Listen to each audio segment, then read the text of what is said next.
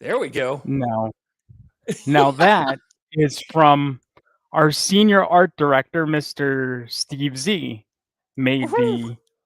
the intro and that new bumper and all that stuff. He's really, Thank you, sir. you know, getting us to a better point than we've been previous. I'm gonna move closer now to the screen so the sun So you're does not not blinded blind by the me light. or you. Yes, I mean literally. Yes. I, I you loved know, it. And I have to say this before we get into the intro part. Like we mhm, messaged about because you were talking about like a new intro and setting this up. And you've reached a kind of point in your life. Like when I was growing up, mhm, when I used to hear people say this stuff, because you were like, well, I have somebody working on new graphics. And in my mind, I'm like, oh, so you have a graphics guy. Like when I was growing yeah, up and I hear like, hey, I got a good pool guy, or I mhm, got a good mechanic guy. Now you kind of reach the point like you have a graphics guy. Like that's kind of like stages of life.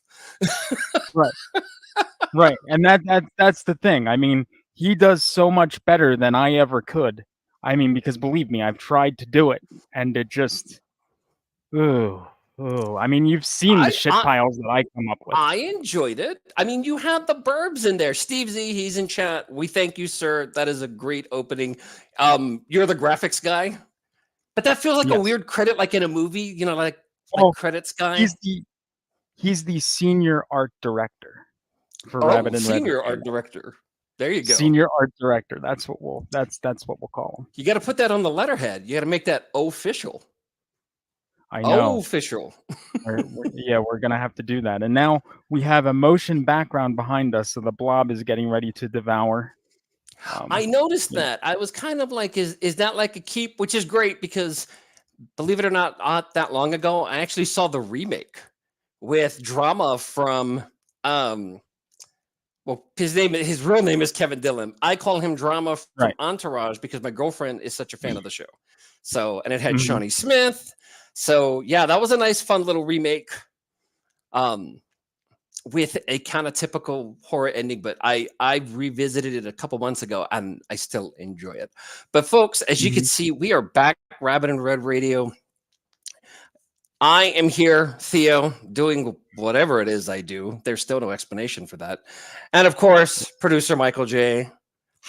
Yeah, I am. Well, I'm just here because it's life and death has happened over the last few months, so it's Unfortunately, you know it's yeah. But now we're building back, so this indeed, is and it you all know takes time. And we talked a little bit about it, um, off and on, where it comes in stages. It is very much mhm, it's I know there's like grief counselors and stuff like that and people who are there, but there's no linear there's no linear channel mhm, to engage and cope with grief. It is very right, from one end to the other as far as like an emotional spectrum.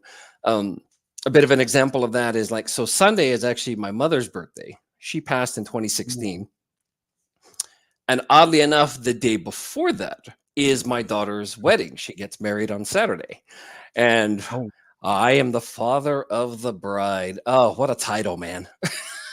So do you feel like Steve Martin I is do. you have that? So I feel like him, and I loved growing up. I mean, he was long past after I think I started really getting into movies or his movies. But Spencer Tracy was the original father of the bride, before they actually remade it. And the remakes are great too, because I mean, Steve Martin, he's the best. But I Mhm, do feel a little bit like that because um, time. I know this sounds like kind of almost like fortune cookie advice, but time moves at such a rate without us really mhm, knowing. And I was talking to her about stuff and working like on the budget and trying to figure out how this is all going to get done, because she dropped it on me. They dropped it on me in February that they were going to get married. mhm, They had a very short engagement because they're literally getting married like Saturday. So it was like a 3-month engagement from when they decided to get hitched. And I'm hitched. Yeah, hitched. I'm going with old school words over here. I Mhm. I even then, like, because they were like, "Oh, it feels like a long way away." I'm like, "It does," until you're at that moment. Like the other day, I went and Oh, bought yeah. my suit and got kind of, Mm. um, the timeline down as far as when I need to be there because there needs to be a run through. So no mascara for me that day because I don't want it running with Mhm. tears. Um, Oh, of course not. Nope. no, no, that's for a Cure concert. Like the guy liner, like smearing at like Depeche Mm. Mode or Cure, like that tracks. That's Mhm. expected. Um, but it's unique for me because I spent so much time away because I was deployed when I was active duty. I deployed quite a Mhm. bit, and there were like these weird kind of spliced frames of my experience to their childhood because I'd be gone for months, come back, and it's like a different person, and it's a Mhm. new person, and I cherish every moment I have with them even now, them being in their 20s and Mhm. knowing that, you can't make up for lost time. You just use what you have. Don't feel like you have to go back and kind of, retry, like leave me alone. So, but yeah, Right. time really goes Mhm. on without us Yeah. being engaged. It really doesn't feel like that. And then we kind of date ourselves by like, I was talking to somebody about this the other day where it was like, I hate the fact that Guns N' Roses now counts as classic rock on a radio station. And I'm like, classic rock? How the fuck can they Does be it classic really? rock? Yeah, it's categorized as classic rock. And I'm like, how the fuck can that be classic rock? It feels like Mm. yesterday I bought that cassette at Sam Goody and I automatically date myself by going, oh God, Mhm. Sam Goody, that used to be a thing. Oh Yeah. no. It's And like right up there cassette. with like, I remember And buying cas this at Tower mm. Records. Mhm. Yep. Yeah. Yeah. So Oh, time Tower Records. time Oh, very much mm. happens. I mean, we understand kind of the flow of our lives, but we also know that there's so much that happens. And when we look back after so many years, I can't help but to Mhm. almost feel like a spectator in my life sometimes when you look back at like, okay, so this happened, this happened, this happened. And I don't know if it's a part of it too, but you get older, the old noodle starts letting you down. So, Mhm.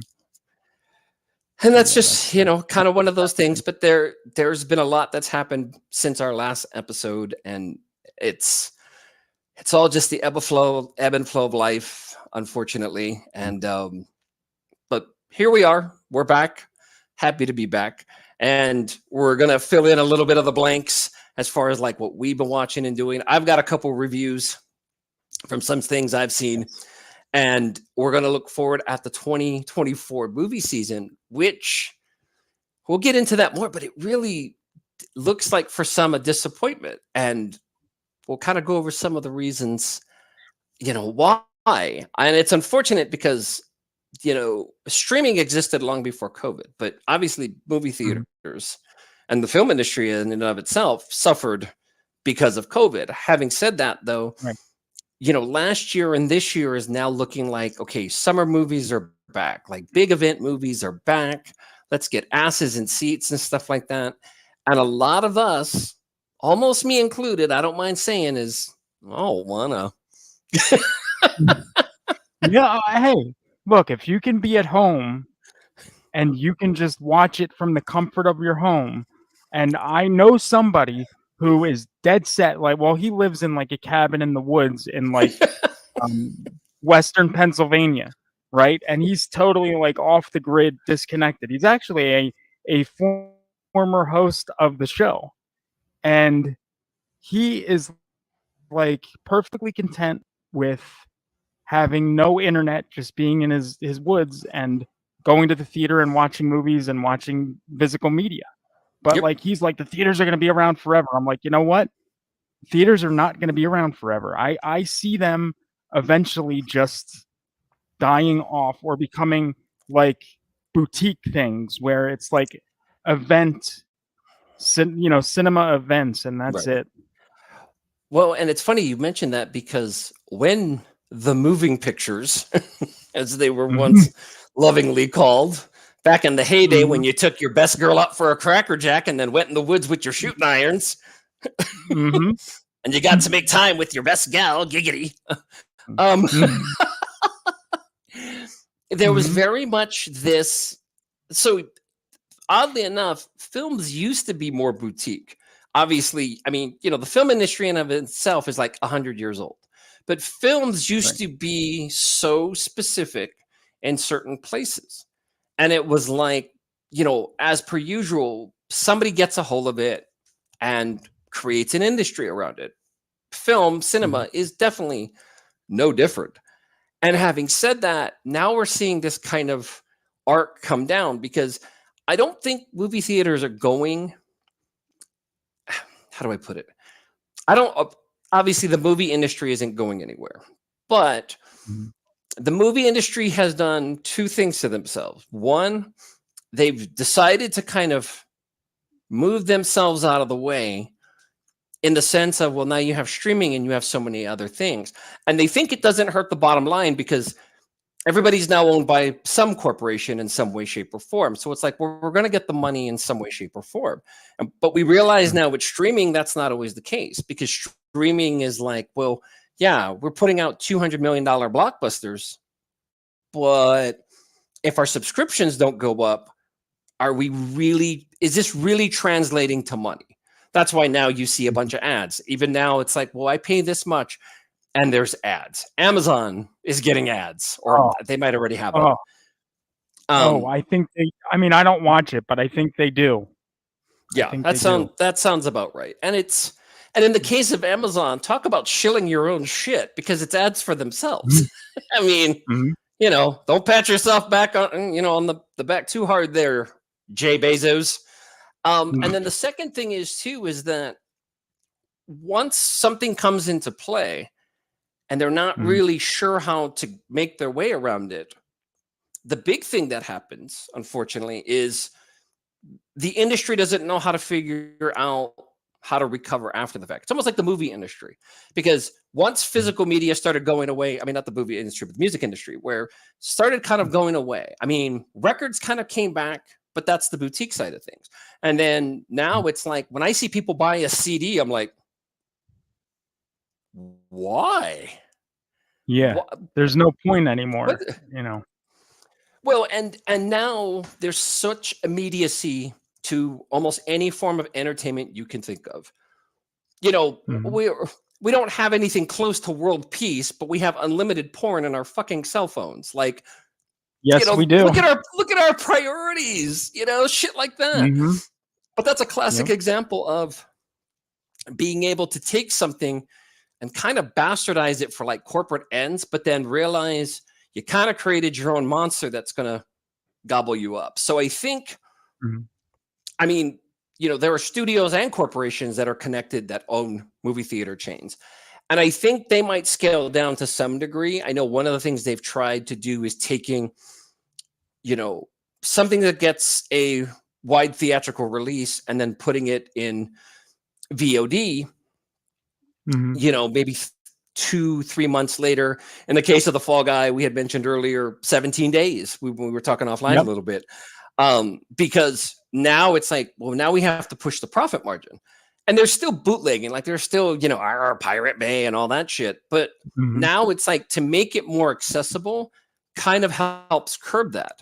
But you spend $200-300 million on a movie, Mhm. you can't just give it away because they've tried that.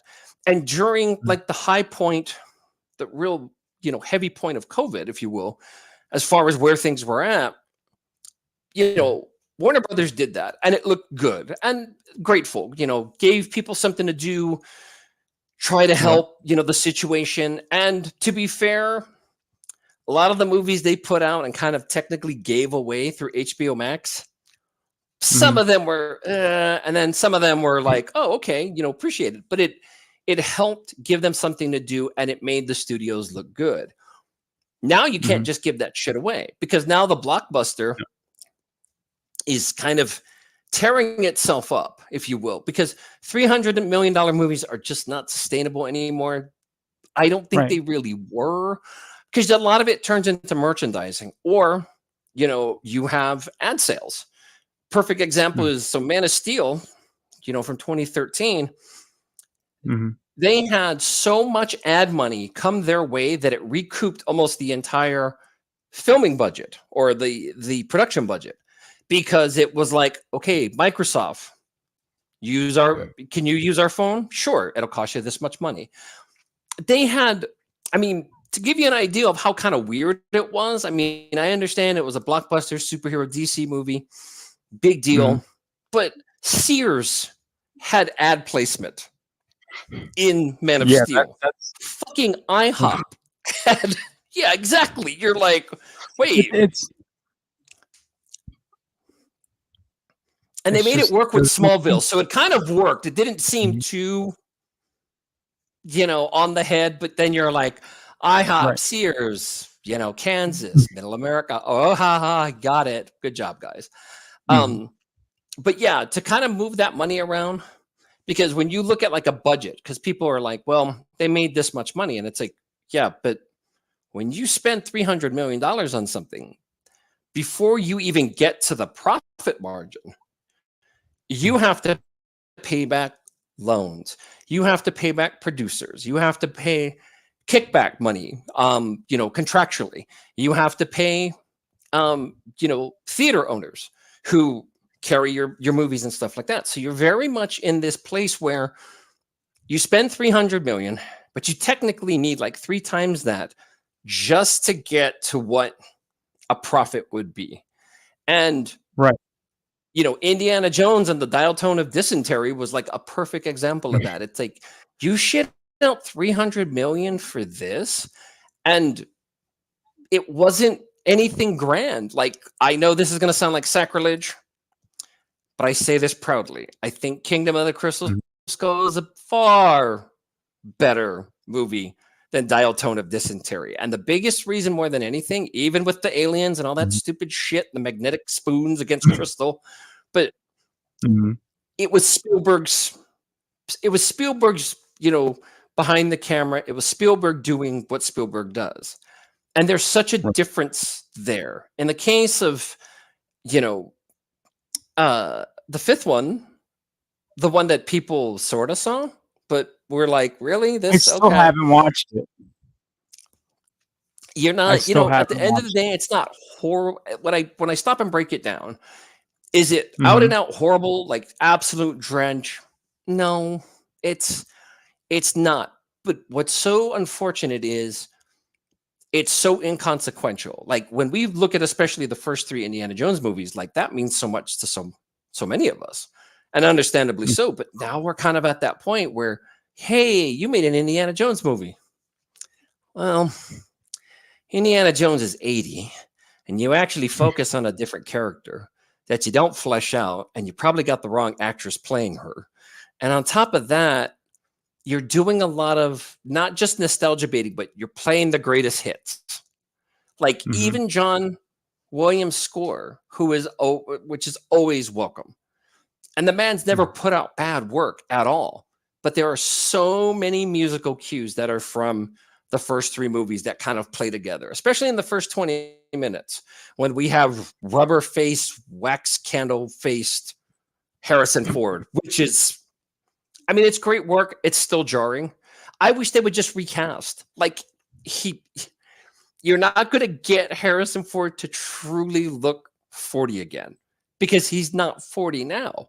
And even with all the CGI in the world and half of ILM chain smoking and losing their minds, pulling out their hair, trying to make sure that one of his liver spots is gone, so he looks 40, not 80. Like, great work, guys. We're going to immortalize this shit on fucking film. It's a little much, and it's not necessary. Like, because 2 things. One, it felt disingenuous, and not just with the face thing. It felt like a lot of retconning. And number 2, you didn't even like insert these newer characters properly. Like, you just kind of threw them in there. Like Mads Mikkelsen. I adore the man, and he, everywhere I see him, like on social media, he's smoking, drinking beer, and making women and some men weak in the knees. That's what he does. in this movie, he was like, you know, like a D villain inserted in there, and you used a great actor for it. You wasted a great actor Mm. for it, and just yeah, no good. No, no good. So this is going to be an interesting movie season for so many reasons, and not just the stuff coming online, but Well, I you agree know what with I you, wish Steve they Z, would've 100%. You don't recast Harrison Ford mm, for Indiana Jones. I'm just saying that if you were doing that retcon and it meant so much to you, you know, go another way. I mean, River Phoenix played him. Sean Patrick Flannery played him younger. But I agree with you mm, 100%. There's only one Indiana Jones. But that's what's so heartbreaking about the movie. You drug along an 80-year-old. Like, does Harrison Ford still got it? Yes. And of course, he wants his family back. Like, of course, like Harrison Ford is a legend, and rightly so. But I didn't need to see 80-year-old Indiana Jones. And there's scenes where he gets punched. I'm like, he should be dead. He's like fucking 80. And like a guy 3 times his size, half his age, is like throwing a haymaker in his face. I'm like, dude, you have skull fractures that will never heal. You probably poop yourself. Like, I you know. I will never watch. You know, I'm just telling you. I own this. You know, I bought the movie. I'm never going to watch it because see, and I'm going to tell you why I'm never going to watch it because when it originally came out and you first saw it and you told me, you said it's fine. And see, whenever you say something is fine, that means it's horseshit. That's that's exactly what it means. You say it's fine. But as soon as you say it's fine, like a little bell goes off in my head, and it's like, never It's watch it, not never fine. watch it, never watch it. No, Yeah. it's far from fine. Yeah. Far Theo's from fine fine. is like a weird acronym that means something else entirely. Yeah, Um, you know what? I wish we got to come up with a meaning for fine, you know, so for in you, the and remake of the just Italian Job, they actually have one. It's frustrated, insecure, neurotic, emotional, like something along those lines. So, mhm, I mean, I'm sure we could come up for something. But I could yeah. honestly say that would be like rubber stamping, like literally, like for some of these things. It's like it's fine. It's Yeah, right. it's You know, okay. They well, made a movie. They got out their little projector, and yeah, it was. They did their. Oh yeah, go to that one. They did their mhm. best. You That's a you slap know in the what I face. wish They did their best. mhm, yeah, right. They did far from their best, but you know what I wish they woulda held for summer movie season, and I think releasing it in March was horrible? Mm. I really think they should have released this, probably right around now, or no, actually, no, scratch that. Don't release it, like, in March, release it on the 40th anniversary of the original. I had to put him in here because I love that little fucker. I love him Yes, so as much. well you I should. you don't when I okay, so I didn't see the movie in theaters because with everything going on, I just was not in the mood to go to the theater Of and see course. it. But when it was available digitally, I watched it, and I gotta tell you, as soon as that fucker popped up on the screen, I cried like a little bitch Mhm. for I mean, All I the was like, feels. "Holy shit." Yeah, and I'll tell you what, now I could be all wrong on this, I don't know, but I liked Frozen Empire a hell of a lot more than I liked Afterlife. I Really? don't Do know tell. This why. is good. Oh, I it just it just felt more like a Ghostbusters. And I think it's because now see, I was big on the real Ghostbusters cartoon, and I know people were saying, well, you know, that's the direction they went. And, you know, I was, you know, when I heard that, I was like, there's no way they can capture that. There's no way they can do that. And then I watched it and I was like, holy fuck, they did that. And yet, Like they did it. And I was, you know, but it was just The only thing in my mind that would have made it better is if Slimer and Muncher would have met and Slimer would have killed him. That would have been That would have cool. made me that would have made me happy. If that could have, because ooh, that was the major gripe that I had with Afterlife, is that, ooh, I hate that fucking thing. I hate him. I hate him. Yeah, I he's hate him. he's very much kind of a tacked on like, hey, if you like this, we did this. It's new, but it's not Yeah. new. Yeah, I was like, "I don't like you. I want you to die. You do not Again. belong in this franchise." Yeah, exactly. But, like, it was good to see him back. I really hope it continues in some way, shape, or form, but, I mean, the thing is, the budget, what was the budget for that? Like 100,000,000 or 7, was it 100,000,000, I think? For For Afterlife or Henry, for Frozen Empire, I think it was 175. If wow. I'm I did correct. not I know think that. 175. Because I think But I Afterlife know, was like 80. yeah, So Afterlife they was really 80. I upped the know ante on Frozen that one. Empire was, yeah, Frozen Empire was more. But I'm guessing you did not find it as enjoyable as myself. I liked it well enough. I did like Mhm, that they went in the direction of the cartoon because I actually love the cartoon very much. mhm. Um, okay, so reportedly it was 100 million. Okay, yeah. So I was just gonna look that's that that's not yeah, because I think it was like up. 75 somewhere in that range for Afterlife. I think it was Mhm, pretty servable. I yeah, enjoyed it enough. I like Afterlife better, even though it's more playing the hits. But there's just something about it that feels like full circle, especially with Harold Ramis. And I know a lot of people are like, that just feels so, disingenuous and it's stuff. And it's like, yeah, but we never got to say goodbye to somebody that was like an icon and like kind of we grew up with. mhm, So I felt like, because I'm all for, like, if you're going to continue something, we talked about this with the last two Scream movies. Like, if you're going to shut that door and go forward, it's it means something. It matters to kind of push through and be like, this is where we're going. This is what we're going to do now, and this is how it's going to be. And to kind of put that out there is always pass or fail. And in the case of Scream, like I give them credit with the sixth one for kind of doing that. Of course, everything's still going to revolve around Ghostface to some degree because they can't help themselves. But mhm. what I found a little frustrating for Frozen Empire was, with the original cast, which I was happy to see, there's a lot of there's a lot of trying to keep one foot in the past and one in the future and kind of Right. straddling, and I'll I give you very that. I'll much give you that. and I just wish they kind of would have picked a lane. Like it's a movie Mhm. that kind of feels unsure of itself. You know what I mean? That Right. that Well, was the trick. that's what I think they'll do for the next one, because I think at this point, if it does continue, you really do have to pick.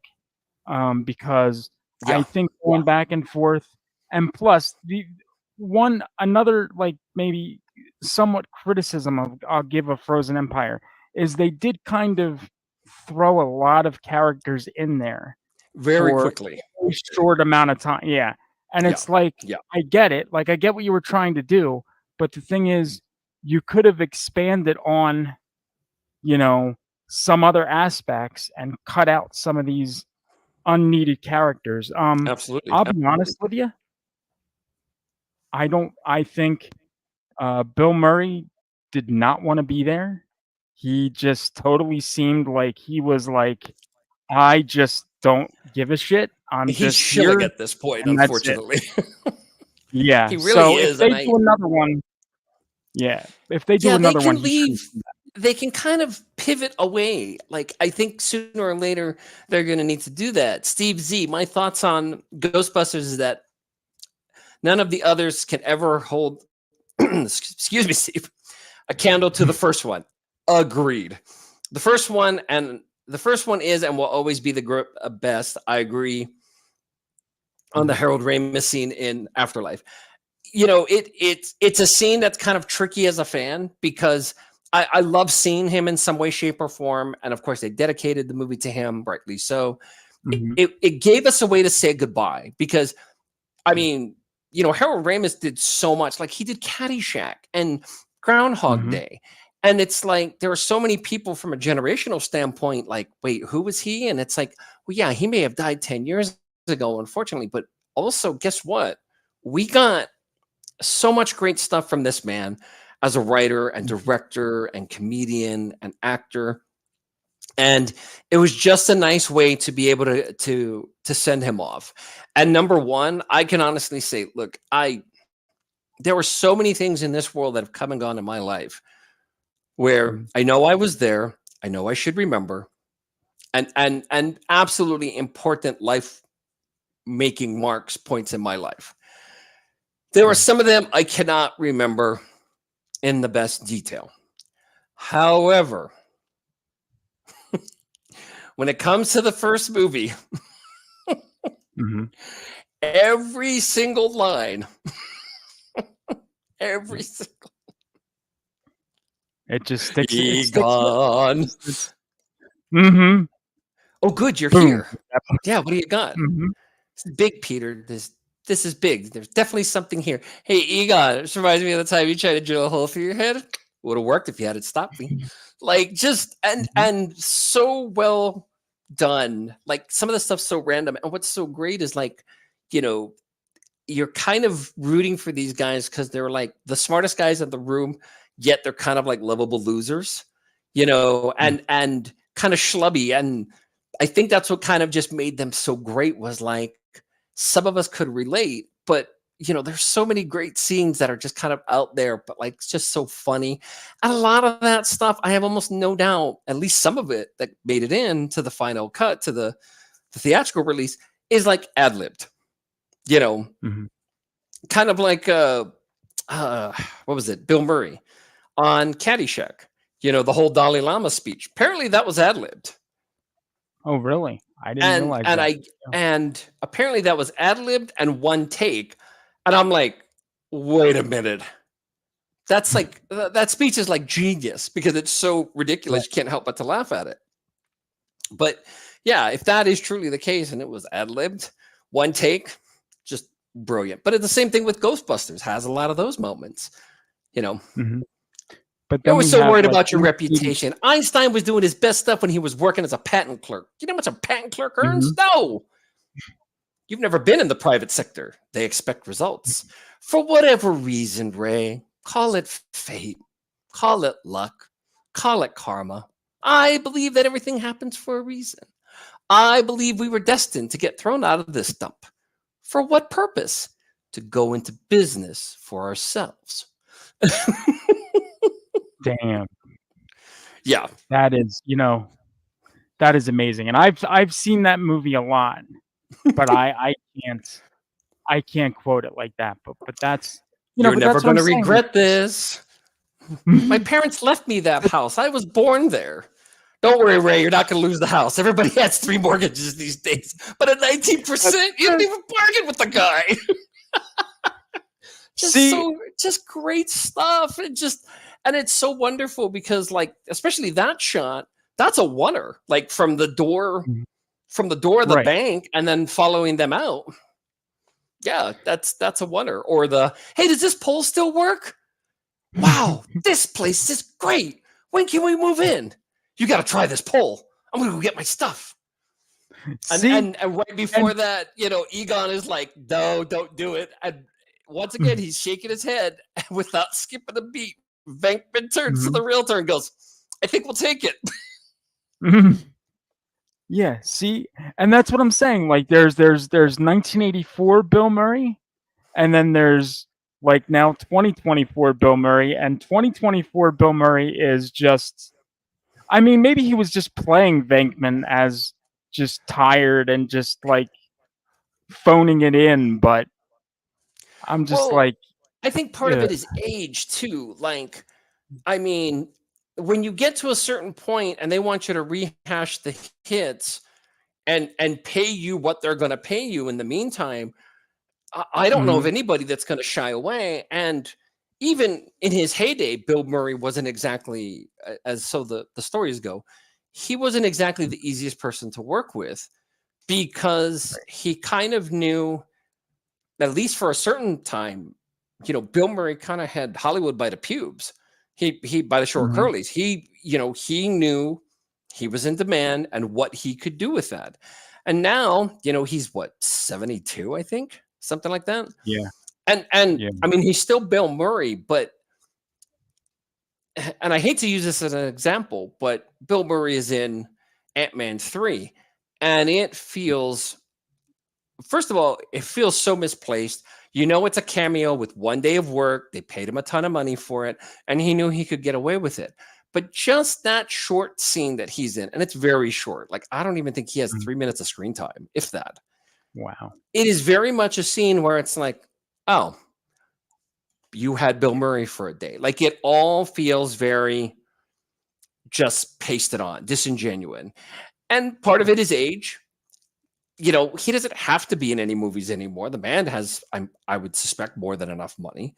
Um, Yeah. and he doesn't want the ice cubes to melt in his whiskey, because he's well known for turning his liver into a doorstop. Um, Mhm. so he's very much one of those guys. Like, all right, you're gonna put me in. Let's do it. So, with Ghostbusters, whatever they do next, and I guess it's in the works. It hasn't been officially announced. So I think that might Mhm. take a little bit of a break, because I don't think Frozen Empire did as well as they would have liked. Um, Mm. but having said that, I think there's very much um it's very much a point, like an impasse. Like, they need to figure out where they're gonna go from Mhm. that point. Like, I think they really need to be like, okay, so this is what we're gonna do next, and like commit to it. And I think that's part of the issue too. With Jason Reitman, his dad being behind the first two, I think that's another thing that makes me just feel more focused, or drawn more, if you will, to Afterlife, because it was like, he was kind of putting the cherry on the sundae, kind of finishing Yep. it out.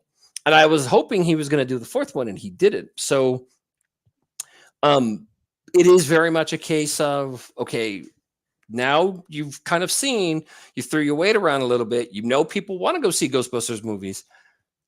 Mhm. You got to make sure you have a path going forward. Frozen Empire to me had a lot.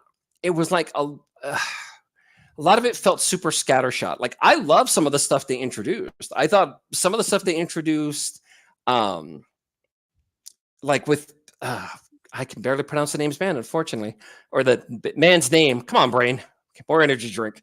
But the guy who ends up being the firebender, Oh, yeah, like, I love shit. we got I can't introduced think to of. that. That's fucking great. I Mhm. know nothing. I know nearly nothing about him. Right, but that's why, you know what I mean? Like, they introduced this whole world, so it's like, now you have to kind of, you know, expand upon it or break it down, you know, Yeah. as as long as the green guy's in it, I'll be on board. Well, here's a perfect example. So with Afterlife, I not only do I feel it was structured more, it just felt a little more sincere. In the case of Frozen Empire, like, where they were going, but once again, it felt like Mm. super scattershot. Another thing is, so I saw Afterlife in the theater 5 times. Moo, I saw really? Frozen Empire twice, so I could kind of get the full spectrum of it, and I still Right. enjoy it. I think it's a good time. It's a good filler piece. My favorite part, believe it or not, of that movie Mhm. was Patton Oswalt's, because He I love the man, but his well, Yeah. I hate to use the term cameo, but he's not in it very long. But oh my Right. god, the wax cylinder thing. This Mhm. one, Mary Todd uses the F word. She saw a moth once. Yeah, that was great. See, So it's like, great. that was great. It Yeah, really was. I loved Afterlife, because after so many years, and the thing is too, is that that one felt like a dare to watch because you're Mhm. like, okay, so no Ivan Reitman, no Yep. Harold Ramis, and even from the trailer, like you know where they're going to try to connect things, and it's like that's a huge gap to Yeah. kind of fill in. And I think with what Mhm. they had to work with or how they pulled it off, I think with that they did a great job. Oddly enough, out of the 4 movies, the one I like the least is Ghostbusters 2. Really? Now Yeah. see, I'm gonna tell you what I like about Ghostbusters 2. The best part of Ghostbusters 2, I'll tell you exactly what it is right now. It's where uh, Lewis goes up to the bus stop, and the door to the Yes. bus opens, and he's like, "It's you," and you see him. He's like, "Meow, meow, Okay, I meow." didn't know you had your driver's license. That yeah, that's it. And I'm just like, you don't understand. You can just get rid of the rest of the movie and just put that on loop for an hour and 48 minutes, and I'll be happy. Yeah. I will be happy. I will be thrilled. So, 2 felt like they were definitely throwing their weight around, where it was like, "Oh, you want us to make another Ghostbusters?" Because there was a 5-year gap. And yeah. remember, that came out summer of '89, which was kind of a big, Mhm. I mean, I think it was one of the bigger summer movie seasons. I mean, going back, I mean, as cinema as a whole, because you had Tim Burton's Batman, and you had Lethal Weapon 2, and you had Ghostbusters 2. You had a lot of movies that were vying for, you know, people's dollars and no Right. streaming. So they knew how to get asses in seats. They didn't have to sit there and Mhm. gimmick things or do this or do that. I mean, yeah, there's merchandising and all that crap that existed. But as far as like trying to figure out a way to balance streaming and all that, because remember, home video existed, Mhm. but to buy a cassette was like Oh, yeah. $90 because Yep. it came from the studio and they hadn't figured out a way yet to really turn it into, they hadn't figured out a way to kind of cut the cord, if you will, with a lot of that stuff. Because remember, you had to pay gobs of money if you wanted a cassette. I remember the video station where I grew up, my dad actually, he messed up one of the tapes and the guy made him pay for it. And it was 95 fucking dollars. My father Mhm. lost his mind. I mean, Yep. no more so than usual, but nevertheless, I mean, Mhm. it was one of those things. And I remember part of the story that kind of goes with this, where you kind of laugh, but you're also like, yeah, dad, just fucking get over it. Is Mhm. he decided, so he paid the money begrudgingly. I remember him chewing Mhm. out the guy, and the guy was actually really nice. It's where I fell in love with movies. It was the first video store in my hometown, the first video store I ever visited. But having Mhm. said that, I think it was about couple years later, Mhm. where Hollywood started going, you know what? You can buy this stuff and take it home. And cassettes started costing like $25, like Total Recall and Batman and stuff like that. RoboCop Yep. 2, like those started kind of carrying over for dollars, where it's like, well, we don't have to rent this stuff anymore. You can build your own movie collection. And of course, people did. Mhm. Physical tangible media used to be a thing. And No. I still think it's great because it gives you something tactile. Mhm. I mean, I love paying $25 a month for like every movie ever made, close to it. But there is something Right. about buying it and having it in your Mhm. hand and feeling an experience Mhm. to it. Because perfect example, when I was in Japan and I bought my first DVD player and I thought it Mhm. was wonderful, I was like, wow, this is so great, yada yada yada. And once again, the shit I remember against the shit I don't remember is staggering. I remember the Mhm. first DVD I ever bought, and it was Demolition Man. Oh, shit. I Wow. bought Demolition Man. When I bought the TV and the DVD player, I was stationed in Japan. It was first time getting that type of setup and all that stuff. Mhm. I bought the TV, I bought the DVD player. They were two separate things, and I bought two movies. I bought Demolition Man, and I bought Mhm. Blade Runner. Mhm. Yeah. That See, was and the stuff I can't recall sometimes, but I look back at that and I'm like, oh yeah, I remember buying that shit. yeah. No, and I remember, like, my first DVD player was Christmas. It was Christmas of '99. I was 20, and my parents bought me a JVC DVD, yeah, JVC DVD player. I had JVC I think too. they said it was yeah, I think they said it was like $500. I'm like, "That's Yep. insane." And then they Yep. bought me, American Pie, um, and I forget what else. So I remember, like, when we hooked up the DVD player and I'm watching, I'm like, "This is great." And I had already had, like, a big VHS collection because aside from Right. buying the VHSs, I also did the whole renting and copying thing too for, like, the more expensive ones. Right. And I remember my dad said to me when I put American Pie and I'm watching it, he says, "Now, just because we have this DVD player and they're putting movies out on DVD, you can't get every movie that you had on VHS on DVD." And I said, "But why?" And he Yeah. said, "Because you already have it on VHS." I said, "But Dad, you don't understand." I said, "This is a movie on a CD." Hmm. I said, "This is the greatest format ever." I said, "There will be nothing better than this." I said, "So yes, when Halloween's come out on DVD, I'm gonna get them, or Friday the 13th's on, yeah, Nightmare on Elm Street, bring it on."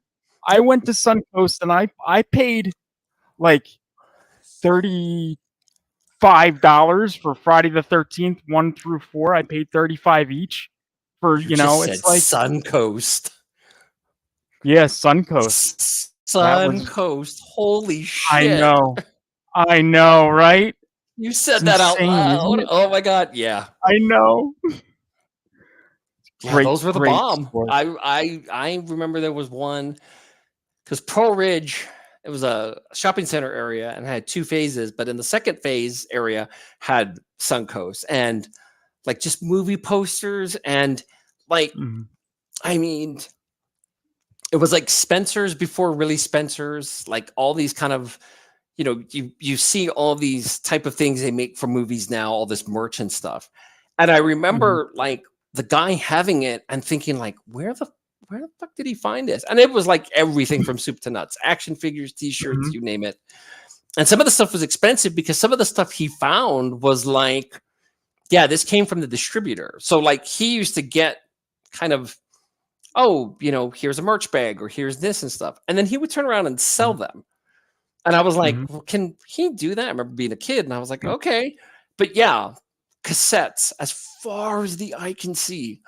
But yeah, I mhm, remember Suncoast and that place was just bananas. I freaking loved it. Um, yep, just yeah, there's something about that time in physical media that we just connect to better. And now with streaming, I mean, the immediacy is there, which is nice, but like everything is just there. You don't have to think about it. You don't have to really connect to it. It's nice. It's very quickly served up, but mm, there's something that kind of takes away. Like I have a record collection and I have an album player, and there's something about looking at the art and stuff like that. Like record store day happened last month, and my girlfriend went and bought some stuff, and she actually bought me um, an album from Garbage that had never been pressed to vinyl. And I we saw listened that to the whole post. thing. Yes. Oh, Mhm, it was the best. And I just sat on the couch and like, of course I know mhm, all the songs because Garbage is like my favorite mhm, band. So there you go. But just being able to kind of look at the art. And I remember telling her, I was like, yeah, it's just so you know, this is a bit of a record store day kind of big deal. And she was like, oh, and I said, yeah. I said, because they had another one too. I can't remember if it was the single, but they released that album on mhm. vinyl for a record store day because it never had a vinyl release. And she was like, so this is kind of a biggie. I'm like, yeah, this is kind of a Mhm. biggie.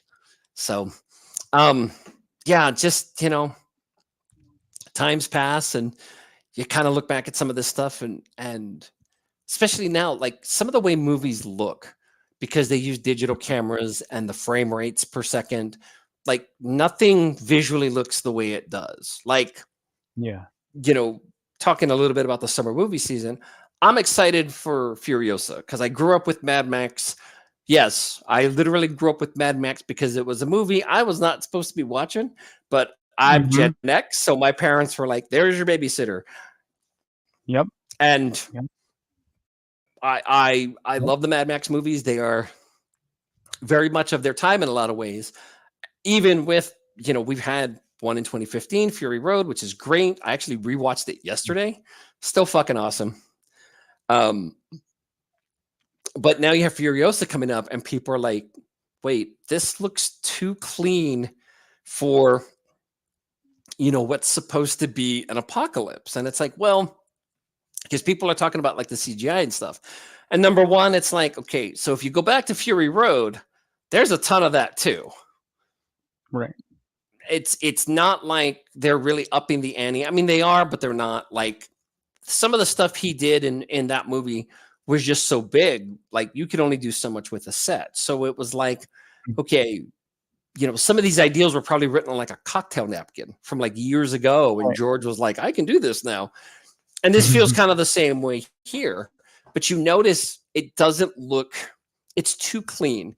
And one thing I loved about the first three Mad Max movies is that they're not clean. Like they look so scrappy. Like, even because like, Warner Brothers produced, they invested money in 2 and 3. But the first one looks, the first one is almost like a grindhouse picture. It's very scrappy. It's very well done. Like one thing you'll notice about George Miller, a lot of his movies is he knows how to frame in such a centered way to where if that's what he wants you to look at, you're going to look at. And not just in the sense of, oh, well, that's the main character talking. Carpenter is one of the best people to kind of use outside the frame and still be able to center when you have George Miller, who is very much like, no, that's what you pay attention to. That's the point of all this. So go do that. And that, of course, is to the man's credit. He's amazing. But you look at the first one and you look at this one coming out, and yes, same universe. Obviously, technology has changed. Things have changed. Budgets are bigger, and George Miller can command this kind of stuff. But for those who like just kind of got dropped into the Mad Max universe, I'm pretty sure there are some people who are like, well, there's only 2 movies, right? And it's like, no. There was a big break in between the third one and the fourth one, but no, there's actually 5.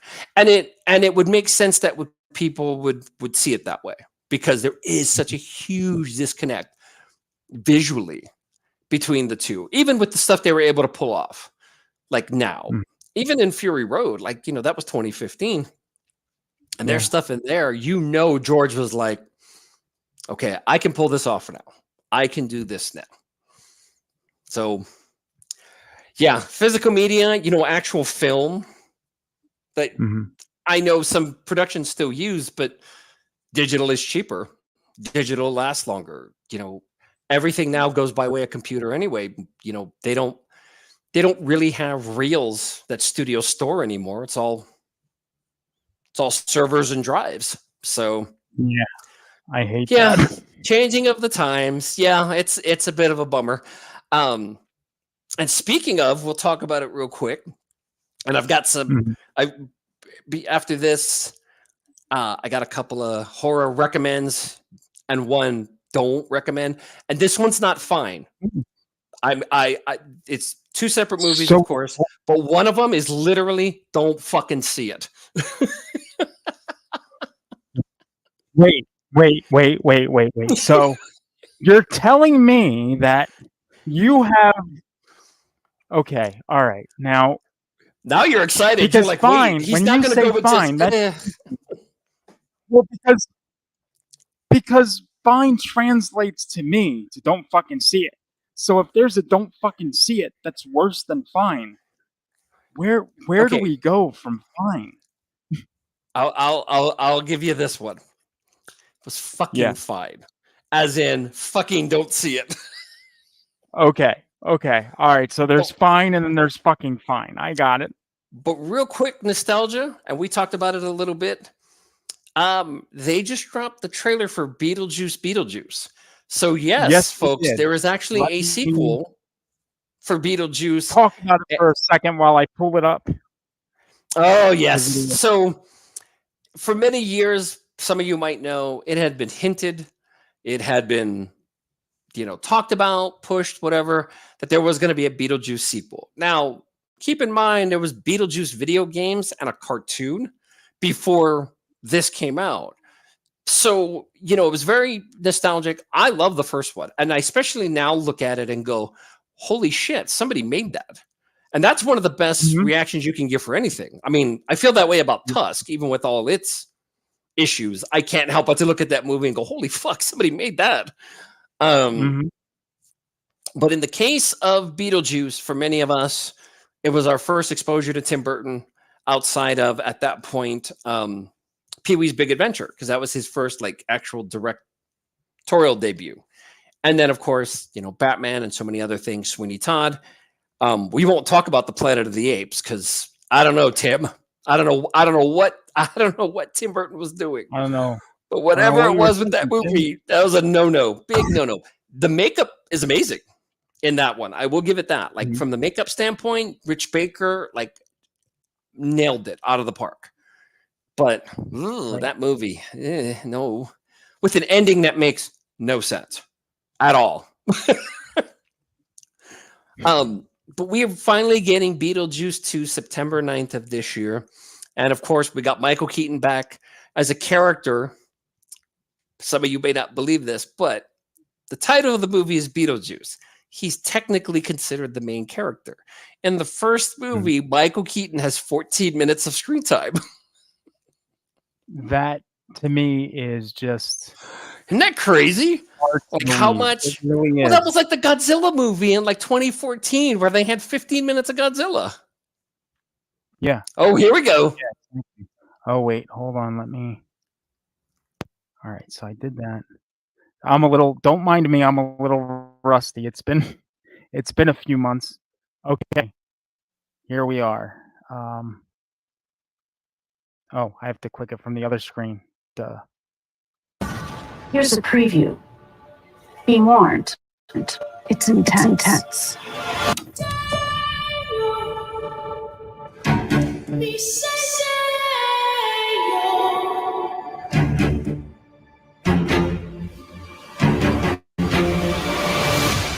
Can't believe Grandpa's dead. That's just hard. Yeah, sometimes I think life is harder.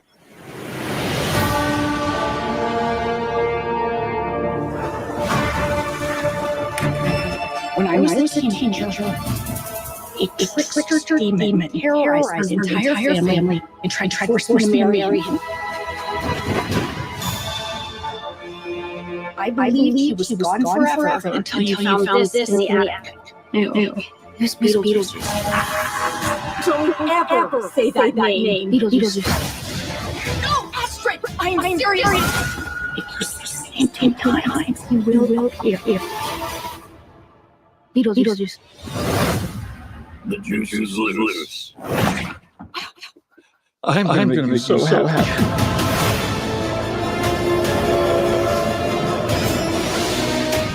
The living. The dead. Can they coexist? That's what we're here to find out.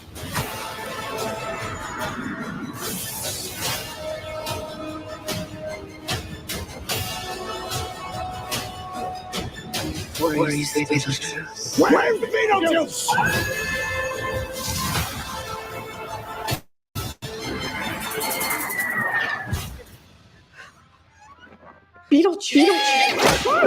Feel free to express yourself. Don't be afraid. You're a figment of my imagination. Really?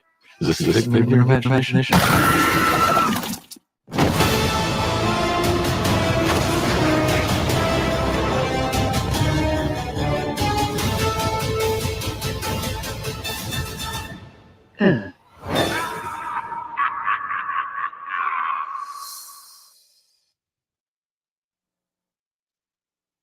Now, so good. you know, I'm a little more on board than I was with the first trailer. I'm a little more on board, but I'm also, as we were talking off air, I'm also a little more scared Oh, of because course. they're doing it. They're baiting us. They're making Oh, us yeah. think that this is going to be an amazing fucking movie. And then on September 7th, because that is one movie that I swear to you, I will go and see it on September 6th. I'm going to see it that day. I'm not going to mess around. I'm going to go and see it. They're going to fuck us, and it's going to be a train wreck. I guarantee you. It's could be. too good to be true. It's too good to be true. God damn it. You know, it's one of those movies. This is kind of almost where we're at, like this weird point where we're getting what we wished for, not sure how that's going to go, because, you know, we had like Top Gun 2. Who the fuck asked for that? And it ended up being pretty amazeballs, all things considered. Right. Same thing with you know, Ghostbusters. Like, you know, Hollywood will top any resource to the point of near exsanguination. Yeah. And this is no different, but it's so weird with that gap. Like, it's very unique to kind of see where they're going to go. And of course, the easy kind of pivot is to just kind of go back. Like Beetlejuice, okay, Lydia, you know, like we see her with like that red dress again that she wore in the first one. And now we kind of have the living in the land of the dead. So it makes sense, at least from like nostalgia baiting, like those things have been established. So if they're going into that world, those things will be there. So it makes sense. But also we're like, oh, yep, you're playing the hits. Oh, there it is. Oh, there it is. And sandworms. We have a sandworm chase now. Yes. I think we're 30 years too late for this. In a way, I don't want to think that way. And yet, listen. We're gonna talk on, because I'm sure you're gonna see this on September 6th too. We're gonna talk. We should do like a special where if we, you know, do see it, we should just jump on, even if it's for a few minutes. Right out of the theater. It'd be awesome. Yeah, because you know what? I have a feeling that you're gonna walk out of that theater and you're gonna say, you know what? It's not just fine, it's fucking fine. I have hopes for it. You cannot save it. I have hopes for it. And this is the chucklehead from long ago, kind of that fulfillment, because, you know, obviously I love Pee-wee's Big Adventure, and the first Beetlejuice was made for like, I think it was like 13 million. Like, it was very much this small project that, you know, Tim Burton was able to get off the ground, and, you know, it plays almost like, it almost plays like this weird cinematic sitcom because, you know, thank you, Steve Z. It's never too late for Beetlejuice. I want. And it looks like they're not going to de-age him, so that's great. Yeah. No, I got to tell you, he looks good, probably because he's older now, so he looks even better than he did in '88. But yeah, I just, I want to be optimistic, but I'm tired of being optimistic and being disappointed. But you won't know until you try. I know, but it makes me not want to try, damn it. That's the spirit. I don't want to try. I don't want to try. I just... That's the spirit. Hollywood did it to me. They made me not want to try. I don't want to try. Well, you got to keep in mind, it feels like sometimes that they're not trying. And I think that's where some of our discontent comes from. And it's easy to see. It's easy to see. I think we've all been there. You know, some movies come back around and we get disappointed. And because we know what we want, but I think one thing that I learned, I guess you could say after the fact. So early this month, they had the 25th anniversary of the Phantom Menace and re-released it, and that was her biggie growing up as far as Star Wars movies go. So for me, I was like, okay, we'll go, and I had seen it on home video a few times here and there, and it's Star Wars, so I will always give it some kind of chance, even if I've seen it multiple times. But I gotta say, after seeing it again, and it was actually my first time seeing it on the big screen. I actually saw it in a bootleg form and then bought it and then actually watched it. And the reason for that being is 99, my daughter was actually being born. And my ex-wife was actually in the hospital. I was looking after our son and stuff like that. So, it was, it just wasn't a chance for me to be able to just go to the theater and check it out and stuff like that. But after now watching it again in the theater, finally in the theater, I should say, I actually have an appreciation of it now that I didn't expect to have. Do I think it's a great Star Wars movie? No, of course not. Do I think it is enjoyable for what it is? And the fact that George Lucas did, whether or not you agree with what he did, like it, whatever, he committed to some type of world building. He committed to, with the first three and even, the prequels, like he committed to trying to create something and build within a world. And he was better at trying to build this stuff than like really executing the actions of it. But at least he was committed to trying to make these things based on an actual vision. Phantom Menace really made me see that. It still looks pretty great because you got to remember this is before he went full digital with 2 and 3, and we weren't there with digital cameras yet, and we weren't there with full realized backgrounds, and the volume didn't even exist yet, which they used obviously Mandalorian, the Batman. So that first one, he's still using film. Right. He's still shooting on Panavision, like way back, 90 or 97, 98. Yeah. It made me appreciate what he did as a whole, because that is still far more enjoyable than really any of the sequels. Because the sequels really went, well, one, they didn't go in the direction of his vision, but two, I really just,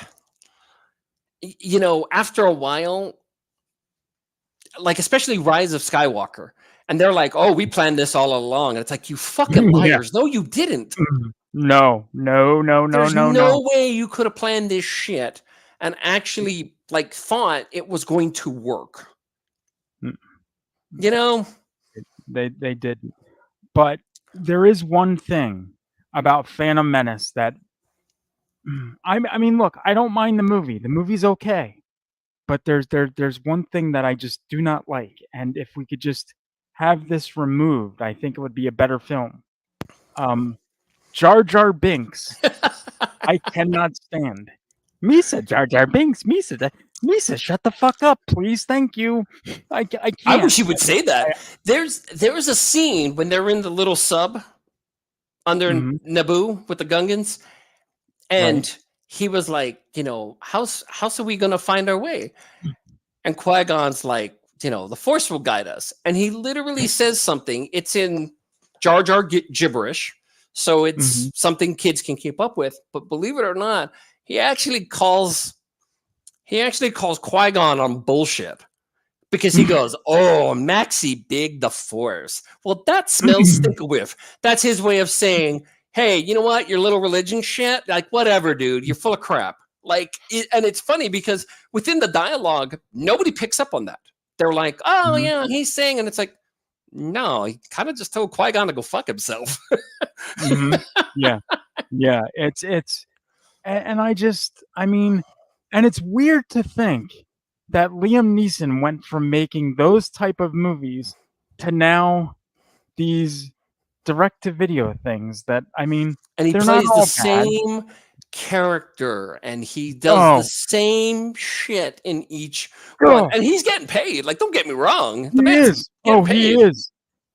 Did you see? Oh, it and I know this is a little tangent, but I have to ask. Did you see Retribution? No, not Or yet. Speed? Okay, it's Speed in a car. Because that's what we needed. That's exactly what it is. And he's Keanu Reeves. But he's Keanu Reeves as Taken guy. Hey, It's just nobody can out Keanu Reeves outside of Keanu Reeves. But you also got to remember, he's almost technically responsible, and I mean technically, not out and out. But Right. he did Taken, so he actually went on record saying that he did Taken because he thought it'd be easy, money, and forgettable. He had zero idea that it was not only going to catch on the way it did, but it was going to give way to other kind of knockoff versions. But also keep this in mind. You look at Taken, then you fast forward about 10 years or so, and you speak of Keanu Reeves, it's not exactly far off to think that one, Taken allowed for Baba Yaga. And we got John Wick out of it. And yeah. I love those movies. I love the fourth one. I mean, it's super fucking long, but yeah, that was the only thing with it. It was especially towards the end, it's like, just get up the fucking stairs. Get up the fucking stairs, John. We know you're gonna get to the pool. Just get up the fucking stairs. I'm clipping that. That's great. Seriously though, like, and Chad Stahelski had kind of hinted to, I'm paraphrasing, of course, but he had kind of hinted to with the third one, and as well as the fourth one, it's like, well, when you have budgets to do more and you film and create such great stuff, you get almost paranoid of yourself. You don't want to cut stuff out. You know what I mean? You don't want to take things apart. Like you want to leave as much in and make it as grand as possible. But then one, runtime, and two, one thing about the John Wick movies is, and I'm not trying to speak ill of them. I love all three of them, or four of them, sorry. But they all start turning into little fetch quests. He's got to go here for a thing. He's got to go here for a thing.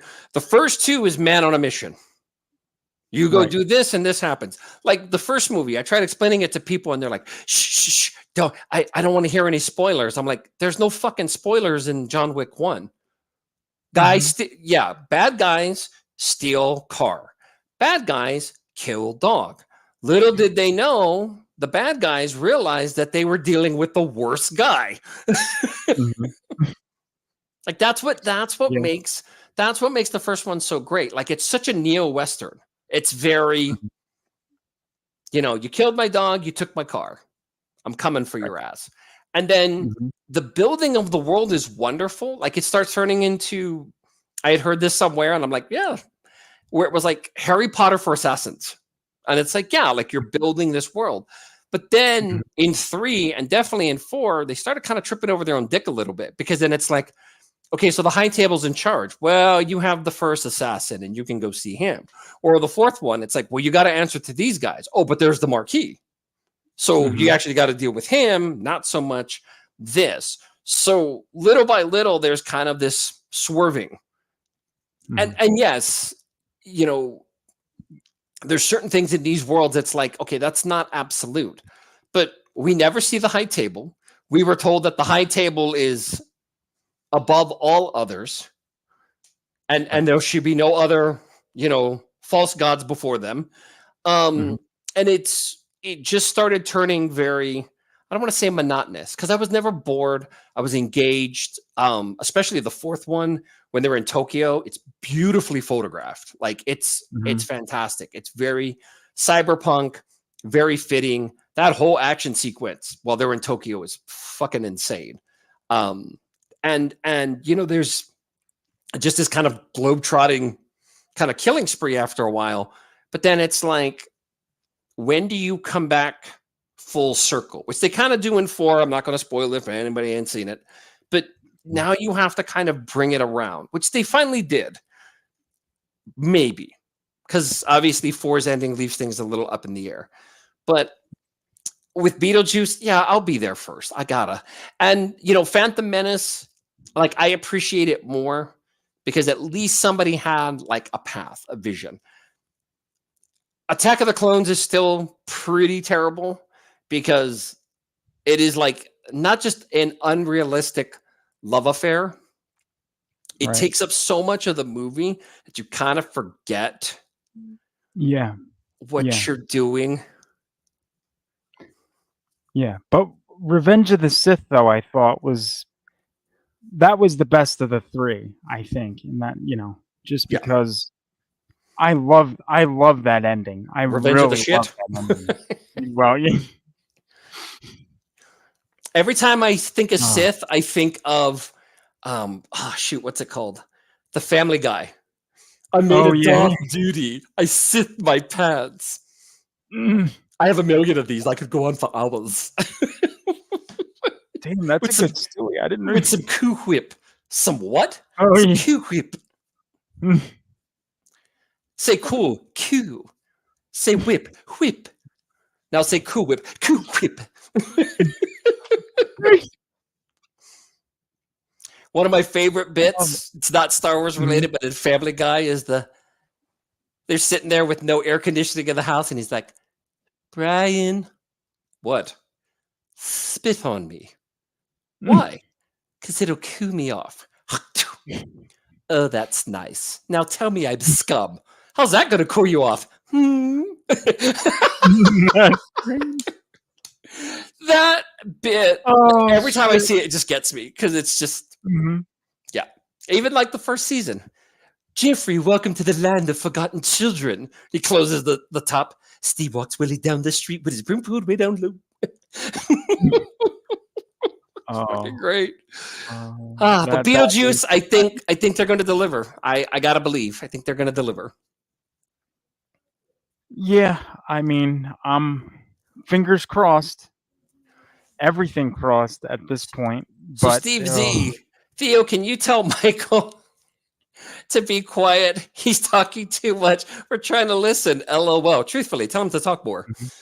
Yeah, I'm a bit of a chatty Cathy. It's why I kind of do this stuff. And it's funny you should say that because we've done like interviews and I've tried to put it back on Mike to talk. And it's like deer in the headlights. It's like, I don't. Well, no, I'll say this because I listened back because, well, I don't know if I told you, but I switched audio platforms for the that's right, radio station.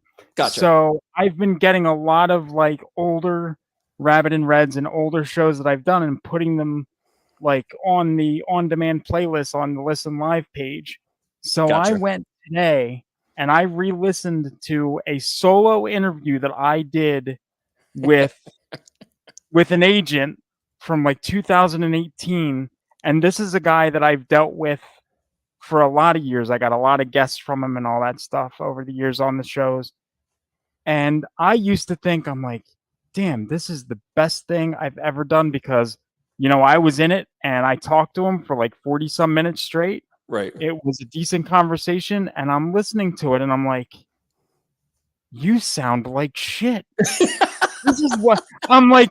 This is why you don't fucking interview, you stupid, because you can't do it.